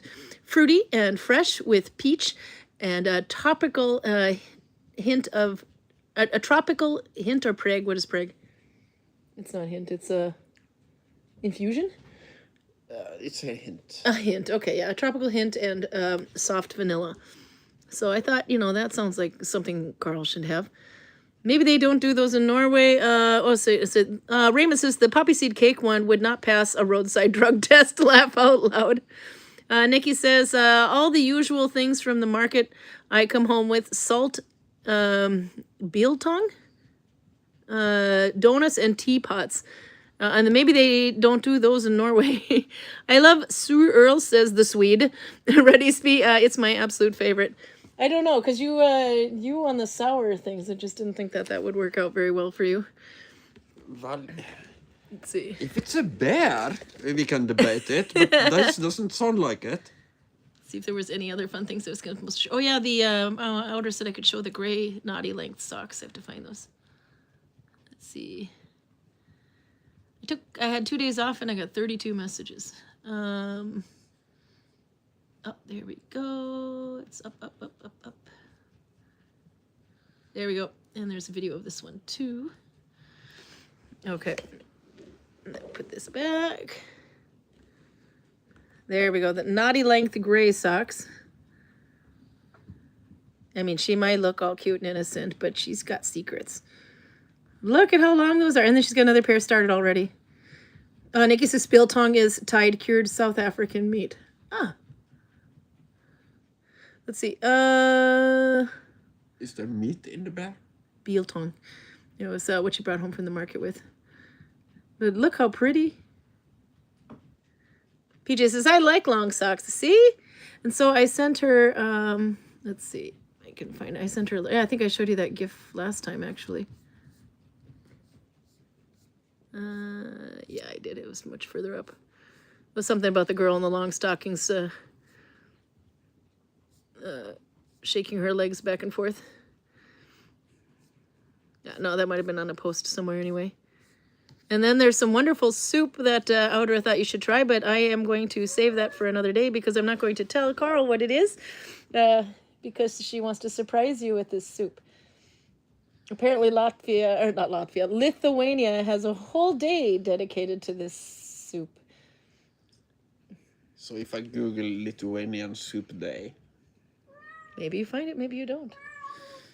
Maybe Lithuania really likes all kinds of soups. Maybe they're equal opportunity soup days with Lithuania. I don't think so. They're odd, but I'm not that bloody odd. Nope. But it doesn't matter what Lithuania thinks about it. It's a matter of how Audra makes it. And she wants to make it for you. So I think it's a great idea. He's Googling over there. Let's see. Did I get all the things of the show and tell? I think so. Yeah. Okay, then we do have the name that strange Viking artifact that I have from last time, but I don't know if I'm going to be able to find the information that I had from it. It's dried meat. Biltong is dried. Okay. Who said, and now? Litago. It says, Torben, what's Litago? It's, Litago, isn't it? Yeah, Litago or Litago? Tina Meieri's chocolate and strawberry and banana and whatever the fuck milk for lätt att öppna med små händer. Easy to open for small hands. We had chocolate milk when I was a kid growing up, but then they started strawberry milk. Somewhere about the kids I was babysitting would have strawberry milk. And then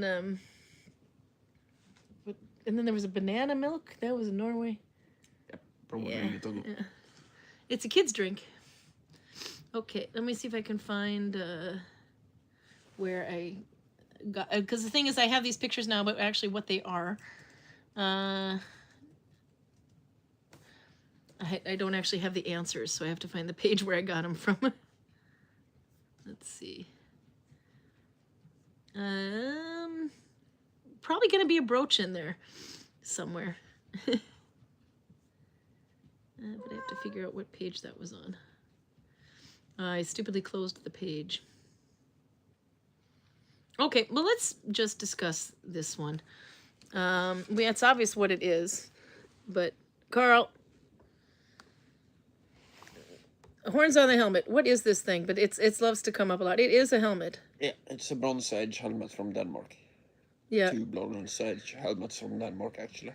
And the reason people like to show this one off a lot or talk about it is because it's horns on the helmets. Yeah.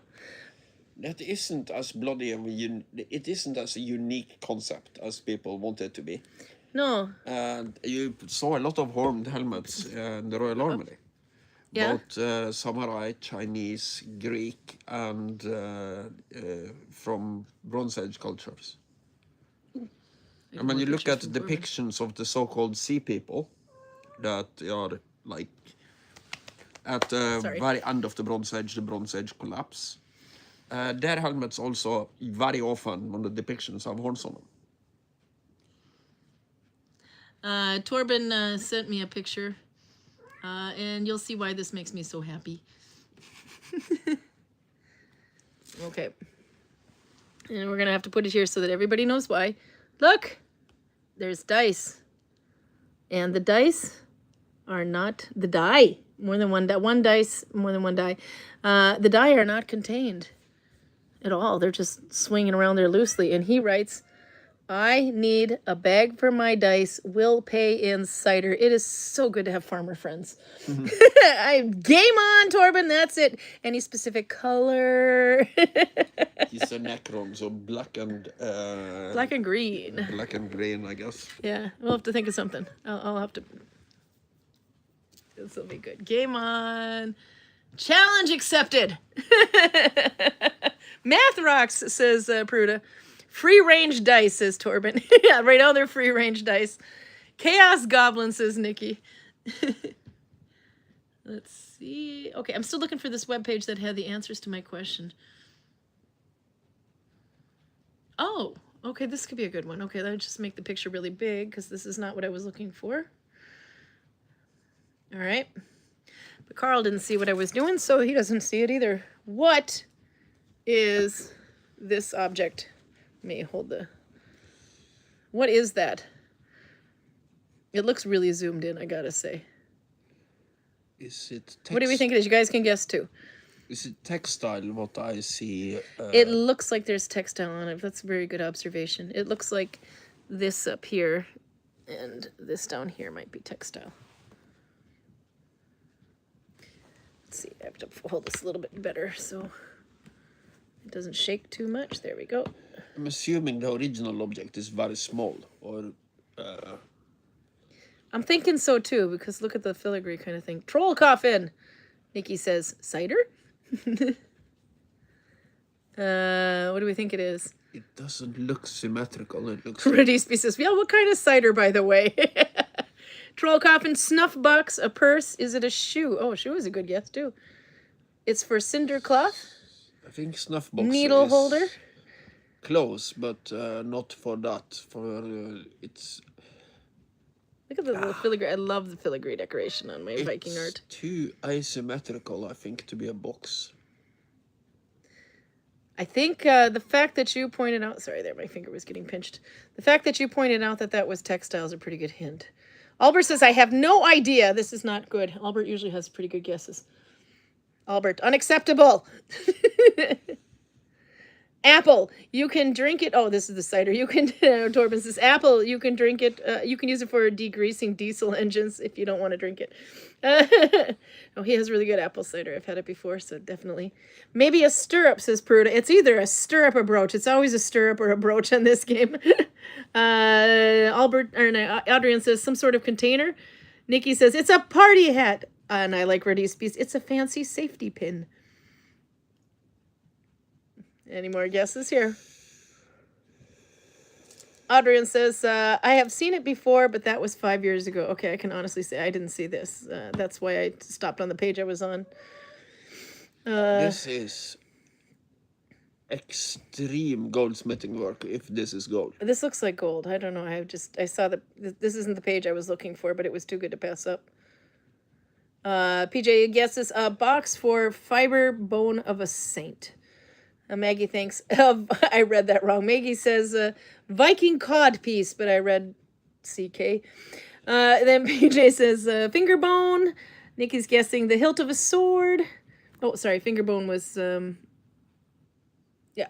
Oh, of a saint, a finger bone of a saint. The hilt of a sword, maybe? It could be a reliquary. That is possible. Oh, finger lock in the Addams family. Oh, definitely a finger lock in the Addams family. I can see that. I kind of like the troll coffin, to be honest. It is weirdly asymmetrical. It is.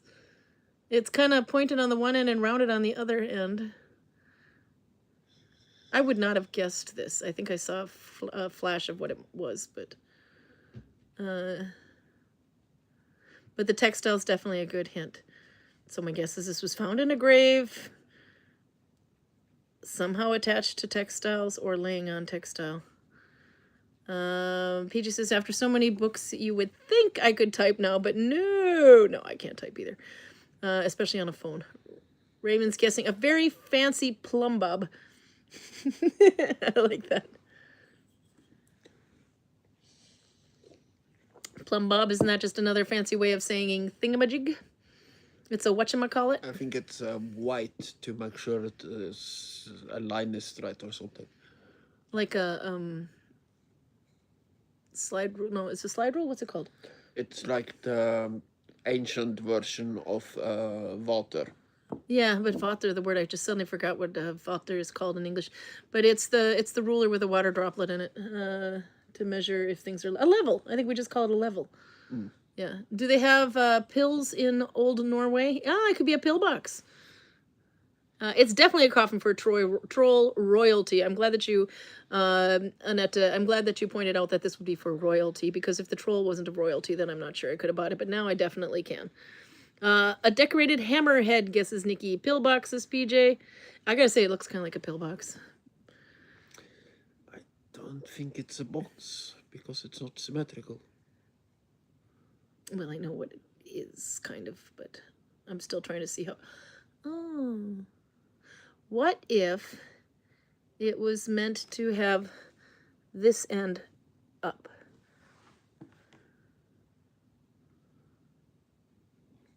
Well, then it's Christopher Sjögren's microphone. Then it's obviously something Banana holder, yeah. meant to be seen from beneath and the front and the top. Yeah. At least if what I saw in a quick flash, I think it, because I was trying to figure out how in the hell would that work, and I would think that this would be meant to be pointed up and this would be pointed down. But are we ready to reveal if it's a troll coffin or a pillbox or Christopher Sjögren's microphone? Okay. It is... Let's see how much that shows up on my computer there. Still shrouded in bits of protective cloth, a gold pendant may have once contained a saintly relic. Oh my God, you weren't that far off with the dead finger.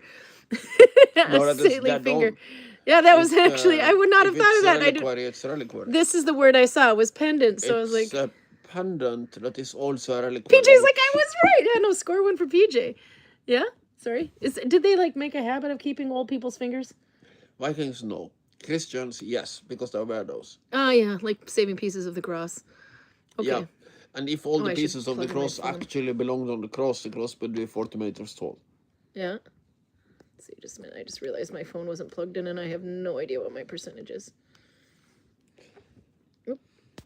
And since we are going down this rabbit hole anyway, I'll say something that I stopped myself from saying earlier when you were talking about stretching the bejesus out of something. Stretching the bejesus out of my Nalbinding. Yeah. I was about to say, but I decided not to because it's slightly blasphemous. That the Romans have already a very good device for stretching the living bejesus out of people. It's called the cross. Oh, God. I thought you were thinking of like, what will it be? The hot oil or the rack? Jesus. Okay, so anyway, to read more on it. An elite Vikings prize possessions. I can read. PJ can type and I can read it. No, that was long ago. Buried for more than 1,000 years, Scotland's Galloway hoard may include rare artifacts looted from medieval monasteries. For generations, Viking storytellers regaled listeners with tales of vast treasure hoards guarded by fire-breathing dragons, but real treasure troves from the Viking world are relatively rare. Yada, yada, yada. Where are we getting here? Somebody found it. The treasures range from silver armbands inscribed with runes, Anglo-Saxon silver brooches, gold jewelry, bits of ornamentally stitched silk, and even precious plant remains, all buried in a richly decorated metal vessel. This was Scotland's Galloway hoard. It's a strange and wonderful selection of objects, says some guy, an independent scholar and Viking specialist in Edinburgh. The Viking owners of the trove, she adds, filled the vessel right to the top, and they wrapped it in layers of textiles and put it in the ground. But it doesn't really say anything about the finger box. The finger box clearly had textile lining. Yeah. Yeah, there's some textile stuck to it, yeah. But that's what I was thinking. The only way I could see this being a pendant is if this was the end that goes on the cord and that end points down. Yeah, that's it. That's pretty much it, yeah. But I would not have... it's also small. Looks like we have another artifact here. So I don't want to roll too far down, because how much farther can I go before it starts explaining what it is? Okay, I can zoom out a little bit. Yeah, what do you think this one is? What do you think? It's a frog! If I can't, I'm trying not to zoom out too much, I'm not doing very well. Okay, It's a finger box. This has 2 ravens on it, I see. And dragon heads. Yeah. It's missing a needle, though. Ah, okay. Anyone else want to guess? I see what he says. What's the Nalbinding fabric like? Dense or loose? This one was, well, I used 2 loops and it was very dense, but I had to stretch, like I said, stretch the living bejesus out of it to get it to not be so bulky on the other side. But if you need it to be more dense, then you do more than 1 loop on your thumb. I did 2. You could do 3, 4, and you twist the first loop off your thumb.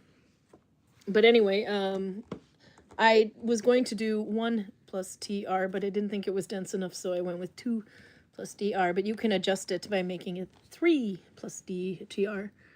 Yep, I'm with Karl, cloak pin. There we go.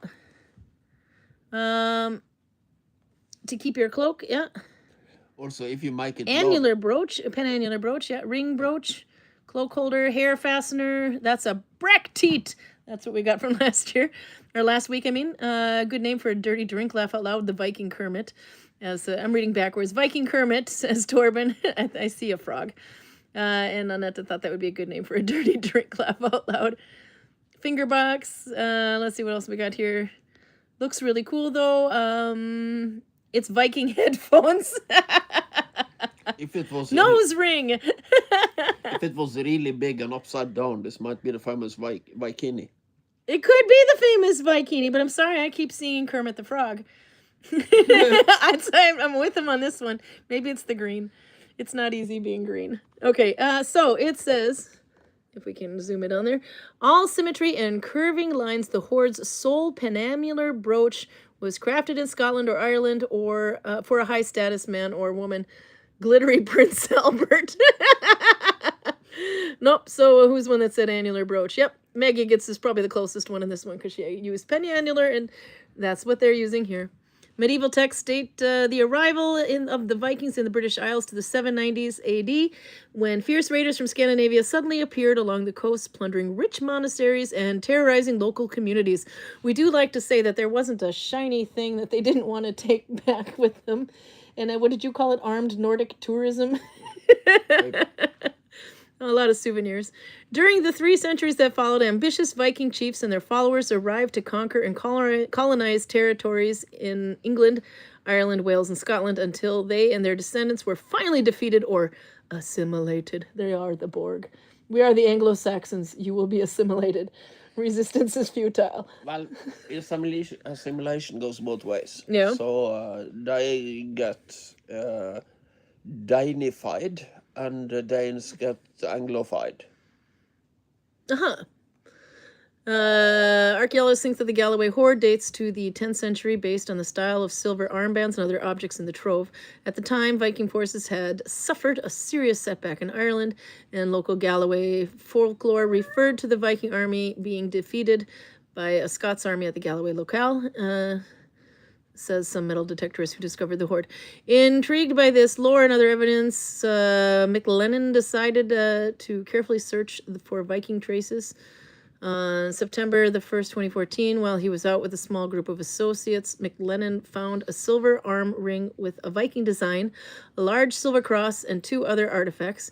He immediately called the authorities, who in turn swiftly dispatched archaeologist Andrew Nicholson of the Dumfries and Galloway Council to the scene, and it was unprecedented opportunity. Hoards are never dug up by archaeologists, says Owen. Instead, they most have been discovered by accident during road building in the 19th century, or just hauled out of the ground by amateur diggers. Well, and the new one, the one that they found by, was it Rana? What was they? That was metal detectorists. Okay, this one. What do we think this is? Hopefully they go into detail. That looks like it has cloth on it too, by the way.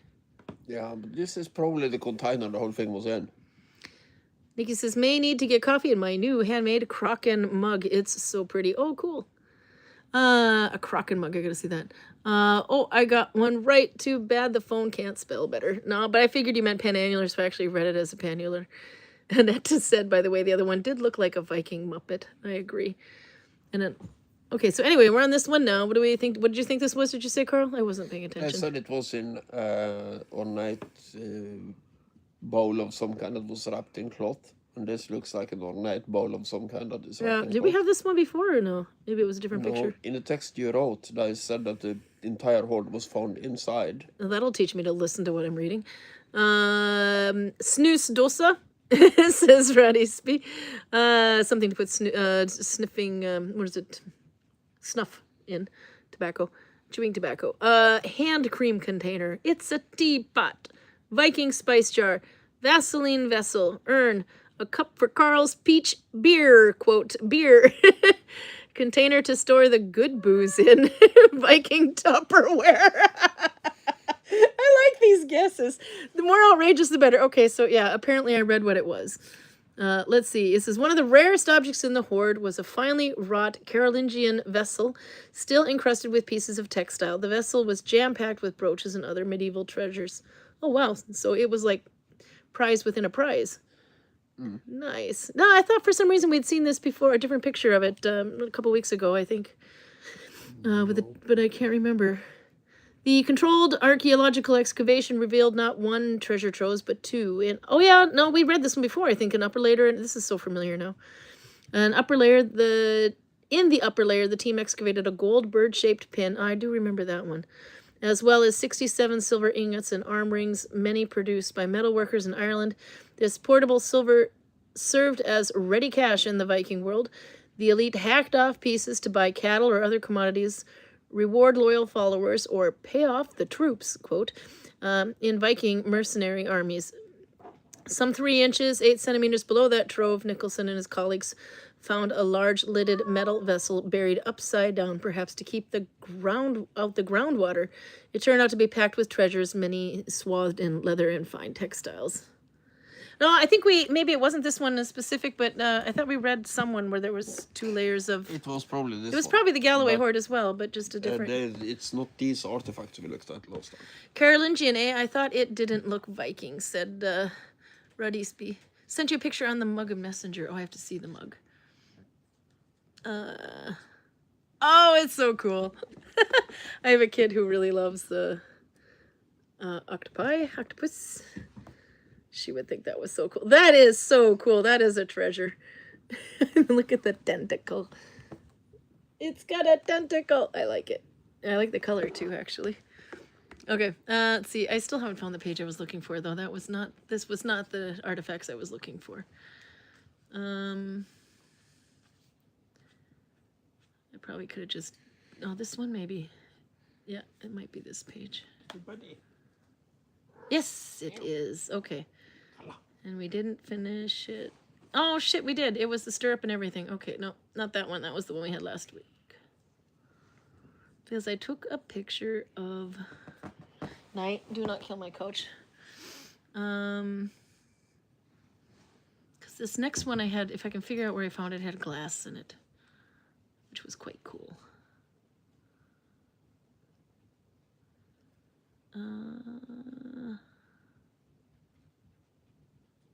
Oh, that was a cool thing. Probably a pennant. Let's see. All right. Well, I can do a reverse Google search, I think, for the item. For fuck's sake. What the hell happened to you? What did you do? I had Fuzzy sleeping on my lap Yeah. with his claws here. Yeah. Then I have the idiot Carla trying to move over him. Yeah. She steps on my arm because I'm holding my phone like this. Then her foot slips, so she lands with one paw directly on Fuzzy's ass. Yeah. Then Fuzzy immediately just... How's that go again? to get off my lap as quickly as possible Back because off, he has ladies, a he's little mine. psychopath cat on top of him. So now, obviously, I feel pain in my knees, so I move my hands away. So now the whole weight of Carla falls down on Fuzzy's ass. So he panics, and I don't know exactly where he is now. Where is the little coward? I think he went to the toilet. Yeah, I can understand it under the circumstances. Okay, where's my reverse Google search here? I'm just looking to see if I can find the page. I can find the item, but I want the page. But okay, let's just go with this one. It's at least what it is. Oh, it's in Polish. That's not going to help. Oh, we can switch to English. First, it wants me to do its cookies. Reject. I reject your cookies. Fine, I'll take your cookies. Okay, and the pictures there. Okay, yeah, maybe this was the page, but then I have to be careful how I show this because it's got the text underneath this item here. You don't get to look too much. Well, obviously it's glass and it's blue, but it's quite cool to see the laugh out loud. Carly literally seared, like the saxered, the shit out of Fuzzy. In New Zealand, in my bed right now. Says Nikki. Oh yeah, where she was. Her cat does that too, by the way. Okay. But what do you think? Okay, the glass, it's obviously glass, and it's a drinking vessel of some sort, but what more do you think you know about it? This one, obviously, they made a holder for it. Would that holder be Viking age, or is this something they have to, like, bottoms up and tip? No, the holder would not be Viking age. Candle holder, says Anmara. Okay, yeah, because you got to come up with some things that it might, anything that's other than a drinking glass. There is, that is possible, but most likely I would say it's a drinking glass. Oh, it's got snobbles. It's got trunks on there. I just noticed that. These are like the long trunks on your glass. Really? Your claw beaker. It almost looks like a claw beaker. Oops, sorry, I'm giving away the answer there. I just wanted to show glass. But that cool glass that they made. Yes, you were saying, Carl? I think the flower vase. If Scanglass made a replica of this, I would call it Glas, vikingatiden, blånat med tråddekor. How do we like Carl's Swedish recipe? Yeah, they would say that. It would say glass from the Viking age with thread decor, which would be these lines here. They would call that. We get our Viking glass from Sweden, by the way. They're very good at glass. The Swedish got this I think Annetta's got a good one here. It's definitely for playing quarters. Christchurch, we'll send you details later. Oh, that's about the mug. Flower vase for the VW bug. Spider catcher. Oh, that's another good one. Yes, definitely for playing quarters. A very pretty blue glass as well. Yes, it is. But yeah, it looks like, I didn't realize here though, it looks like the claw beaker with a claw or a trunk. In Swedish, it's a snobbleglass, which is a trunk. Oh, is it? Yeah. Okay, anyway, so what it says at the very bottom there, I might have to zoom because I'm not reading it well through my phone. Nope, not happening. Okay, it says glass beaker from Velsgärde, boat, grave 6th, 7th century. The Vikings begin exhibit, Nordic Museum, Seattle, Washington, U.S. This piece is believed to come originally from northern Italy. It looks like something from Halloween. It does. I don't know how much you can see the crackling on there. But it looks really cool. It's a very cool piece of bluegrass. So I kind of wanted to show it even though it was kind of obvious what it was. Okay, then I'm going to flip back here so we can look for the next thing. Okay, without reading. What is that? Hopefully Carl can't see that far, but... It does very much look like a cross to me. It does look like a cross. I was thinking maybe it was reins for horse decor. I would go with papal nipple protector. Papal nipple protector? Like BDSM Viking time? Let's use the gold. And besides, I only see one nipple protector. Where's the other nipple protector? Maybe this was a special pop. Let's see. Like the ghoulish green-blue color and the marks on it. I agree with you, Max. That's really cool. Half of a Viking bikini. Maybe that's where the nipples go. Fancy remains of a shield. Yeah, that could, because that looks like a shield boss. Fancy shield boss. Shield broken, says Peruda. Shield bling. It kind of does look like the belts on or the belt decoration on a bunad. A Norwegian, traditional Norwegian costume would have plates like that. Okay, but what did you say it was, Carl? Papal nipple protector. Papal nipple protector. Okay, do we have any more guesses as to what this is?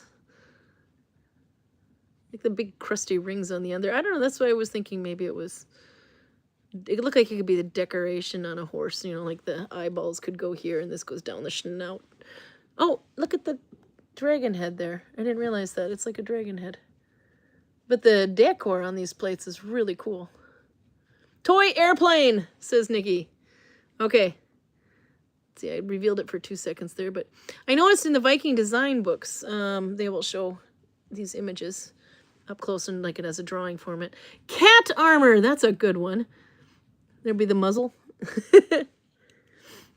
Viking boomerang, says Max. I like that one too.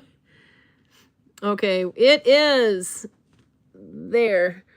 Gold. Oh, I was right. Gold from a horse harness from Velsgarda Boat Graves. The same one as before.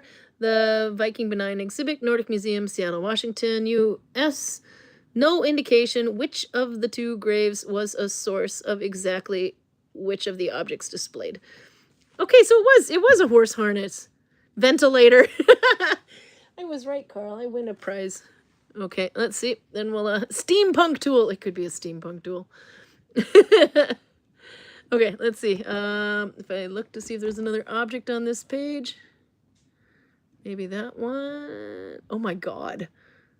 Oh, Well, I can show you, but that's not art. I don't know what the hell that's about. It's, it just says butcher's stall. That's a very complete... Is that what a Viking market would look like? A butcher's stall in the Viking Age? With a, you know, big cow's head there looking at you. yeah, why not? I don't see anything modern here. So. You do have the sheep. And this, is that the intestines? Because, you know, why not? Possibly. Sausages, but we do know they made sausage links in the Viking Age. Yeah. Do you know what Holger is celebrating today? Oh, Holger found a reason to celebrate today? What's he celebrating? You should congratulate your Swedes. Yeah? It's Why? their national day. It's a Swedish National Day today! Hey, son, hopp, son. Wait, that's Norwegian. What the fuck? Hey, son. Hey. Tack och hej leverpostej. I can do Swedish. No. The Jag kan Swedish svenska. are like super not nationalistic, so I don't know if they even know it's their national day. Okay, now we have to look it up. Google should have it right on the front page, I would think. Nope, actually it doesn't. Usually it does. Okay. June 6th, Sweden. Sweden National Day. And also Sweden's women football team match. 2-1 lost to Denmark. I don't know why it's showing me that. Because the Swedish probably consider that to be more I look it up. than their June national 6th, day. Sweden, and it tells me that Sweden's national football team, women's national football team, lost to Denmark 2-1. Oh, and by the way, it's the National Day of Sweden. What the hell? I'm sorry, Redisby. We have Swedes online. National Day of Sweden is observed annually as a public holiday on the 6th of June. Prior to 1983, the day was celebrated only as the Swedish Flag Day. This is the world according to Wikipedia, who is currently asking for donations. Let's see. It was officially named the Swedish National Day by the Swedish Parliament in 1983 and became a public holiday in 2005. The day is celebrated in honor of the election of Gustav Vasa as King of Sweden in 1523 and of the adoption of the Constitution of 1809 and 1974. So you did all these three things on the same day, but different years? Apparently. Torben says, hey, hi to you all in a bunch.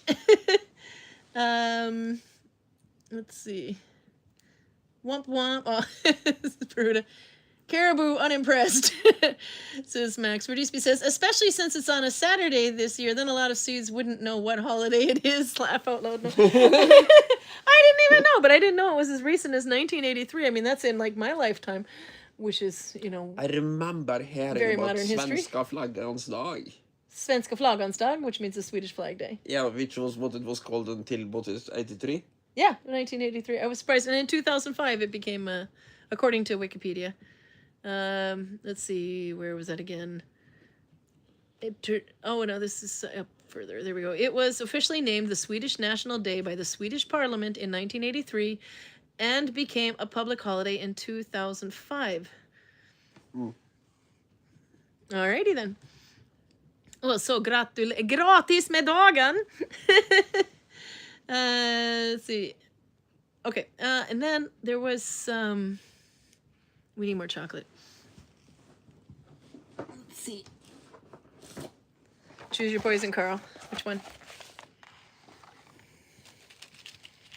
You're just gonna get the same one. Doesn't that look like the last one you had? I don't know. I don't even look. I'm gonna have one of these ones here that look like testicles. Oh, wait, it's not. It's actually not two, it's one.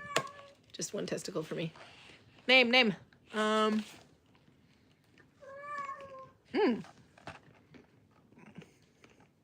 a peanut in this one. Penis? Yeah, that's what I said. What's yours? What was yours? Same as the last one. Still don't know. Nougat, I believe. Nougaty. No, this is the cold brick chocolate company that we showed earlier. Oh, good. Oh my god, though, but they are sweet, so definitely have to. That was the reason I had tea with this. Oh yeah, I have one more thing I got to show before we. Now we're at 9 o'clock, so I should probably wrap it up. But we had a fun day for our sheep today. So if you saw the picture, it was our sheep on the front. Let's see if I make that bigger. Okay, so I used this one. Let's see there. I used this one. There we go. Used that one as the cover for Viking Nalbinding. But that is Svarten in the back, who's starting to get old now. And the one in the front is Sigurd. And what you can't see is they're kind of like up on this big stone wall that's back here. And pretty much up there is probably about they can go quite a bit back anyway, about, I don't know, another 50 yards or so back anyway. But they can run that far back, and that is 3 or 4 house lengths actually away from their pen. But because they were going to come and get sheared today, this one, he's no spring chicken. He knows. He sees the guy in the farmer with the red outfit and the sheep shears machine, and immediately bolts up for the farthest point away. Because he's basically too old to climb that rock anymore. He doesn't want to do it. But Sigurd, on the other hand, the young one, he can. So he doesn't quite catch on. So he's up front right now until he finally figures out what this one's doing and then starts running back. But nope, Roald, the farmer that sheared them anyway, has to drag them down. You have to grab them by the horn, basically, and pull them down. And they got haircuts today, and I have pictures of their haircut. So let's see if I find the right pictures here. I think I had them. I sent them to Eloise, so we can just look at those because it's on my phone. Okay, we have before and after. So these sheep are old Norwegian short tail landrace, and obviously you can see they have a very short tail. No, you can't. But there's a lot of wool on them. It's also called Gammelnorsk Spelsau or Spell. And this is the most authentic looking Vikings we have in the village. But the race is about, it goes back to Iron Age at least. Anyway, but it's pretty much unchanged for the last, for 1,000 years. And it's native to Iceland and southwestern Norway in the mountains. Then, okay, so this is Svarten. He's getting kind of old, though, actually. You can kind of see he has black legs and kind of a black face, and the rest of his hair was black at first, which is why you get the name Svarten. It means the black one.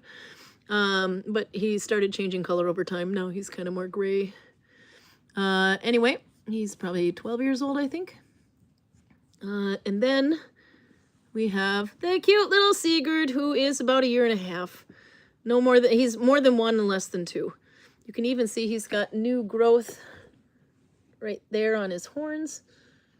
But he's a perky little guy, and he has absolutely no problem jumping all over the place. But they got their haircut today, and I think this might have been Sigurd's first haircut. Let's see, that was the picture that I took from. That's better. I like sheep, says Nikki. Okay, and there's Roald, and he is shearing the sheep. Now, we do this with an electric shears. This is because you can see, first he has to drag the sheep down by the horns, flip him on his ass. So that's basically his package that's smiling at you there. and then to shear them. And if you were to do this with the old way with the sharp shears, it would take a lot longer. I think they can get it down to 15 minutes per sheep or something at the Norwegian Folk Museum, People's Museum.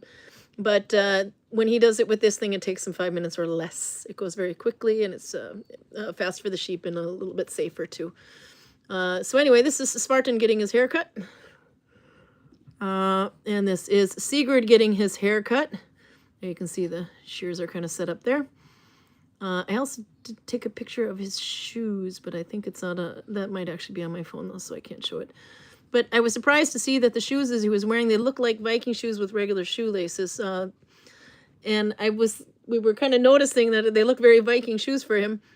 And he said, actually, no, they're sheep shearing shoes. They're leather. It's a thicker leather, but it doesn't have a sole on the bottom, but it's basically because he has to use his feet to hold down the sheep sometimes, and you need to be able to grip and you need to be able to feel with the soles of your feet, so they would be leather soles. But they were quite cool. They were almost passable for the Viking age with the exception of the modern shoelaces on it. And then there he is. Sigurd's almost done getting sheared. Now he's starting to look a good goat again. Yeah, there you can see the shoes. Let's see if I zoom in here. There, I was surprised. They almost look like Viking age shoes anyway, but they had like shoelaces going up the front here. But it's just smooth, but it's to basically so he can feel and hold the sheep. So sometimes you might see little nicks on here, like if you nick yourself shaving.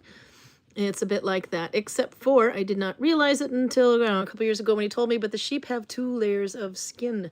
So even if they look nicked, it's actually not as bad as you think, because it's only gone through 1 layer. It'd have to go through it quite a bit more to do more damage. But yeah, it doesn't bother them at all. As a matter of fact, they were very happy. They lose about 4 to 5 kilos worth of wool. Maybe 5 kilo in the case of Svarten. Oops, sorry, my camera gimbal went nuts. Because he's such a big guy and they're pretty well fed.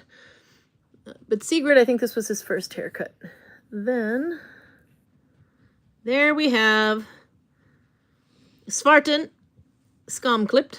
Go ahead, translate skamklipped in Norwegian. Shameful haircut. Shameful haircut. It's kind of like when your mom puts a bowl on your head and cuts around the edge when you were kids. Then you have to walk around and it's like, my mom cut my hair.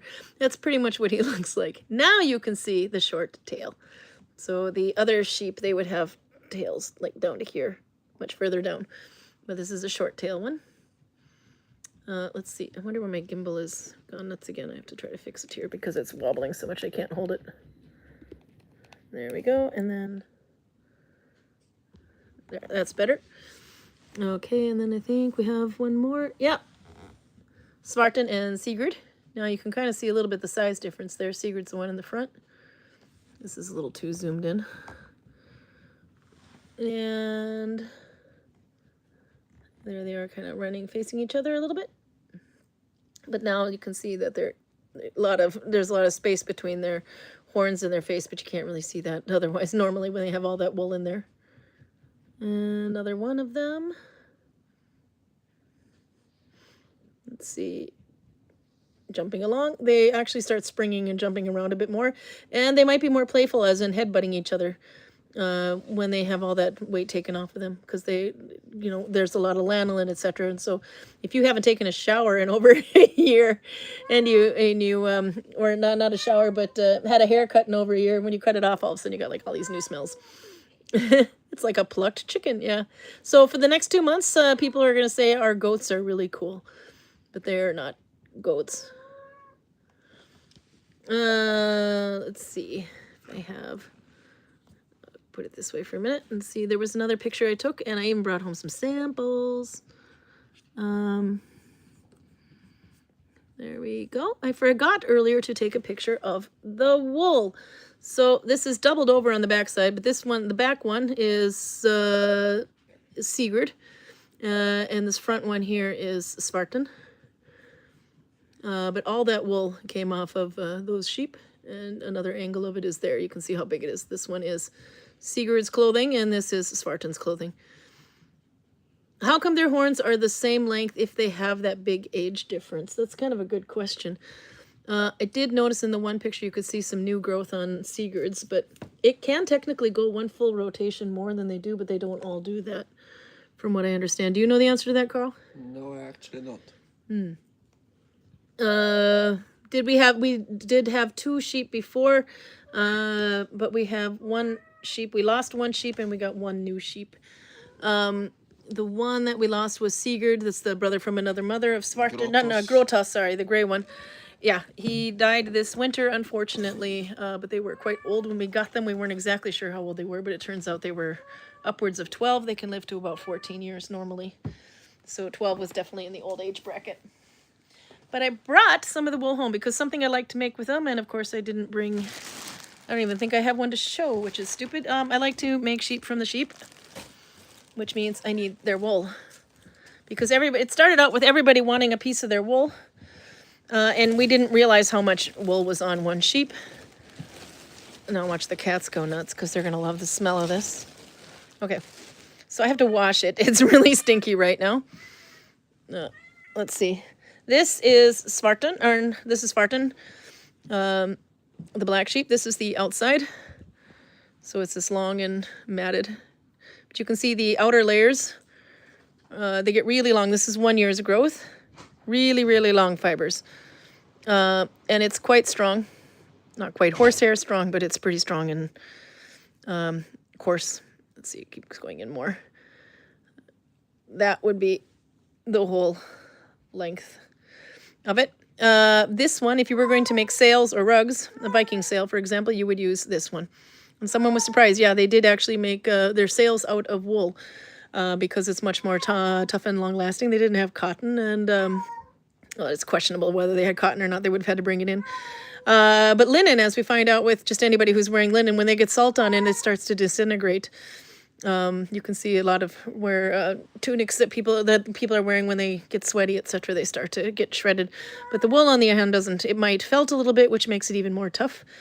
So they would make it with vodmeal too. Actually, the cost of making the sail is more or greater than the cost of the ship, the entire ship building. I think you need like 700 sheep, if I remembered right, just to make one for a good sized ship. A big one. But you would use these outer fibers. So first you have to separate the short fibers from the outer fibers, and then you would spin this, and then you would also weave it, and then you would boil it, and it would start to like felt up and get really thick. But this also has a lot of lanolin in it, so it's naturally water resistant. So if it gets wet or rained on, you just shake it, and the water kind of pretty much comes right off. But these are the short fibers. When you add salt on John Lennon, does he start to disintegrate? Absolutely. Interesting taking notes. Yeah, this is one of the things they talk about in the village when I actually was in the village more often. But these are the shorter fibers. If you're going to make clothing, this is what you want. You can already see this one is going to be more like wearing hair, whereas this one is going to be much, much more soft and fluffy. It's so fluffy. If you have a sweater or something that is really itchy, for example, this wool is itchy, it probably has a fair amount of the long fiber in it. The longer fibers are obviously much easier to spin, but when it's fresh like this, it's so it needs to be washed. So there's a lot of grease in it right now. Lanolin, really good for the skin anyway, but hard to spin. But once you wash it, and to wash it, you literally just put it in a bucket of water of room temperature, basically.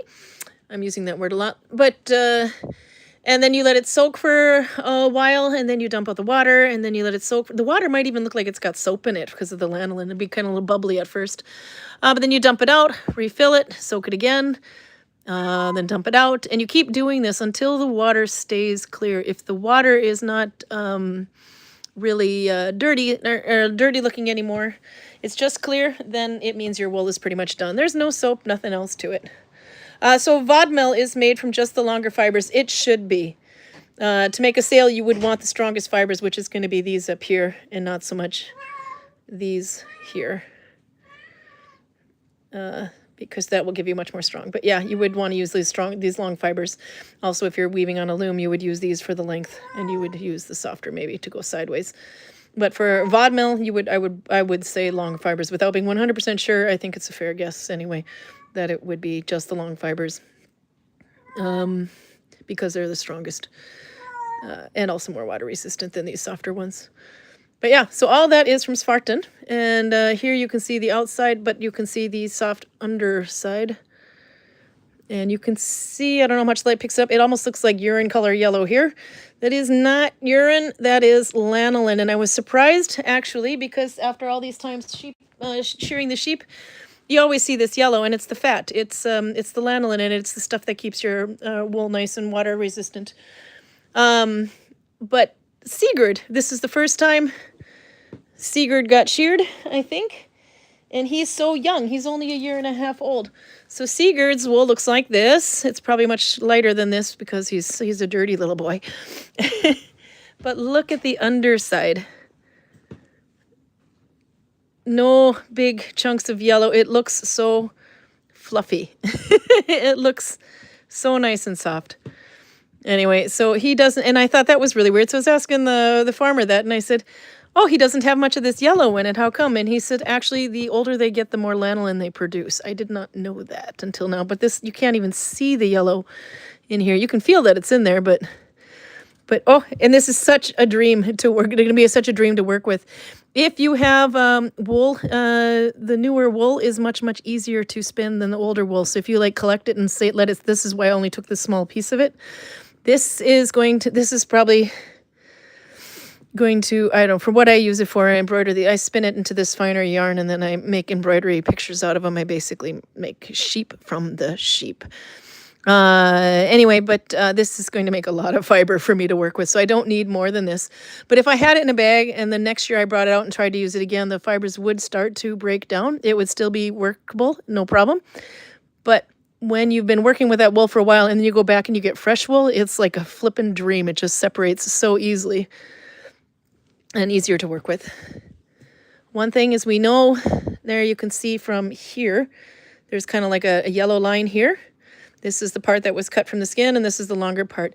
This is where the wool starts to naturally come off on its own. So if they say that, those people who think that shearing the sheep is inhumane, or I don't know, they exist. It's not. It needs to be done. Because the wool, it naturally wants to come off on its own anyway. So by cutting it, you're just helping them out in the process, because it can get matted. It can become a home for lice, for example. But here you can see the line where the wool is naturally coming apart. And then it gets the cut right here. Some people will shear them. Some sheep get sheared twice a year, but this one just one. But I'm excited to see what it's going to look like when it's done. Let's see, how far did I get? A type of woven wool. Could you hypothetically, wash the wool in the river for a week to wash it? Yeah, you can. You can put this in a sack, in like onion bag, potato bag, anything where the water runs through, and you can set it in the river and then just let the stream flow through it, and that will actually rinse out your wool quite well too. You could try to sit there and hand wash it, but the more you agitate it, the worse it's going to get. The more chances it'll be matting like this down here. But if you just let it soak and then just take it out and let it dry on a dry rack or something, drip dry, it does actually dry quite quickly because it's wool, then it will be so much easier to work with and less likely to felt. But if you agitate it or shock it by temperature, shocking it by temperature would mean taking it, putting it in ice cold water, and then immediately rinsing it in hot water, or vice versa. Then it will also cause the wool to felt. That's how they start to lock together. Another thing you could do is store it in a plastic bag like I did to bring it here. Don't do that, because the electricity, the static electricity that can be created within the plastic bag will also cause this to felt. So if you want to do it optimally, paper bag. But don't store wool for more than a year in this state. It will become a resting ground for moths eventually. It'll start to break down and moths will find their way into it, and then you'll have a problem you won't be able to repair. But it is a dream every year after we've been working with the wool for a full year. Then we go back to the new stuff, and it's like it just comes away. Do you throw the mats away or brush them out? I brush them, and this one actually, you use the combs first. I don't have combs here, no. We have them at the village anyway, but these really long teeth combs, and you just comb like that and like that. But you don't need to put all the wool in there. You just need to do a little bit at a time. Make me work out with the, let's see if we can grab a tuft of his hair here. This one, for example, this might even be too big. There. So you take just about that much at a time. It's not that much, and you kind of pull it through the combs. You can see there's the short fibers. This is one way of separating the short fibers, and you have the long fibers. But you can put it through the comb, catch it on the teeth like that. This would be much easier to work with if it was washed, because then a lot of the lanolin comes out. But there you see the long fibers. So when you catch them in the teeth of the long combs, and then, so it'd be like this, and then you comb them back and forth. You can then even take out little bits at a time, and then just pull. Oh, it's really hard to do with all the lanolin in it though, but just pull a little at a time. And basically you're just getting the long fibers out of through the teeth, and then it's ready to be spun. And then you'll be stuck with this little chunk of short hair in the teeth that didn't come out. That's what goes in the carders, the little ones that look like cat brushes and dog brushes, and then you can spin with that as well. But that's one of the easiest ways to separate the fiber, because the ones that the long fibers from the short fibers, because the one that you're pulling out of the teeth will be the long fibers. The ones that get stuck behind because they're too small to get pulled in with the long teeth, those are the short fibers. So there you have like a little bit of a difference. You can see that there. So much stuff here. But anyway, I have to wash this first. I'm just going to have the softest hands in the world when I'm done with this. But anyway, I will wash this and I will spin it. Wash it, comb it, maybe card it, spin it. And then I will embroider pictures of the sheep with it. I thought maybe I had one picture that's somewhat begun. It's in my backpack. Actually, I think I sent Outer some pictures. Just a moment. I will find it. Now I want a sheep, but a very tiny one. Oh, they're so cute. Let's see. Back to Outer. I have so much work conversations here that they get lost. Okay. There we go. No, not that picture. Sorry. Further up. These are sheep that I made. I can zoom in here. So I found out, and unfortunately I started getting pretty good at spinning the wool. So if I spun, this is just recycled. It's just two pieces of leftover fabric kind of stitched together, and then the sheep is just embroidered on top of it, and the whole thing goes in a small little frame. So either you can leave it in a frame, switch it to a better frame, or you can take it out and use it as a patch and sew it onto something. These are based off of some petroglyphs that were found in Utah. I think they were goats in the picture, but anyway, it kind of started from that, and they start getting changed a little bit more. But I did find out if I don't spin the wool perfectly, if it has fat chunks and short chunks, it actually, or thinny chunks or whatever, it turns out to be a better sheep. This one looked pretty uniform. The ones that were too well spun, I would sell off the skeins, the little ones. There's another one, but there you can see where some of it gets, thick here and then thin there, but it makes for a much more cooler looking sheep. And again, there's leftover fabric just stitched together. See you, Nikki. There's another one. When he's in a frame, he looks like he's poking out. And of course, the crazier the antlers, the better. Or the horns, sorry. It's an antler. It's a horn. So I'll be away next week, says Pruda. And the week after, next weekend is Santok Day. And the weekend after is Midsummer. Oh my God, is it Midsummer already? Anyway, this was a running sheep, and I gave him an extra swirl around his horns. But this one kind of reminds me of Sigurd, because he's so young that he's actually still feels like jumping around. And then there's another front-facing one. But here you can see big glob of fat yarn and then some thinner yarn here, but it just gives the sheep more character. I think I might have had one more. No, oh yeah, those are just pouches I made. But anyway, that's what I do with the wool. And so that wool that I have here, it's gonna make a lot. They're very cute, and they're all very different. You never know what they're gonna look like, because it's the way the yarn falls with the thick and thin loops, or thick and thin yarn, as to whether it just kind of changes the whole perspective on the sheep. But the original ones I made were like a side-facing sheep based on a petroglyph out of Utah, so way before the Viking Age. But But you like them. That's one of my things that you make that you like. You recommend them in the shop and such. Yeah, because they're easy to sell, because I have a story. They have a story. It's sheep from the sheep, I call it. Yeah. And more often than not, One more piece when of people are looking at them in the store, they've already been in the village and seen the sheep. Yeah. So then I go, yeah, no, these are made by my girlfriend. She takes the wool from the sheep and makes a picture of the sheep. Mm-hmm. And I had one American lady who thought that was so beautiful that she was almost crying. She's going, oh, that's so cute. And then she bought like 3 of them. That's right. I remember there was one that. Another thing I would do is felt Viking ships, needle felt.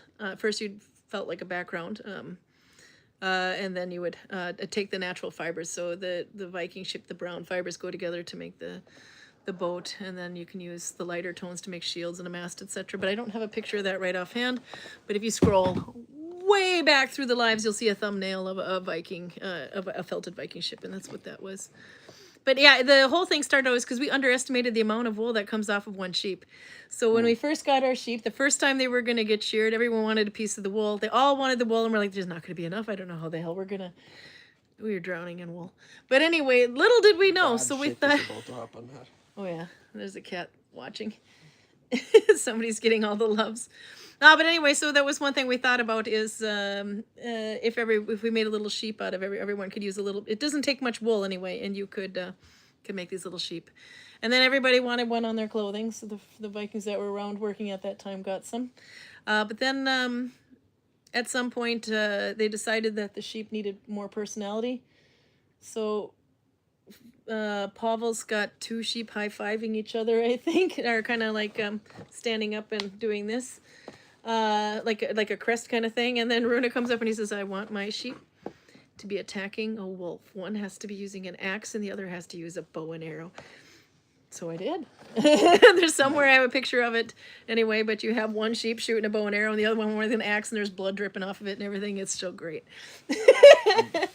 No, anyway, we're like overtime now, but I think we need one more piece of chocolate. Pick one. What kind? Ooh, you got like a square one. What was it? Oh, He's so bored. I'm going to take a square one too. some kind of cracker. Is there a cracker in it? Oh, toffee. It's like a dime. Mine. See if we can save the rest of the chocolate for next week. See if I'm good enough to do that. Zero chance of that. The lanolin is very good for your hands. The cat wants one. He wants chocolate. No, she wants attention, and she wants a coke like Fuzzy from getting attention.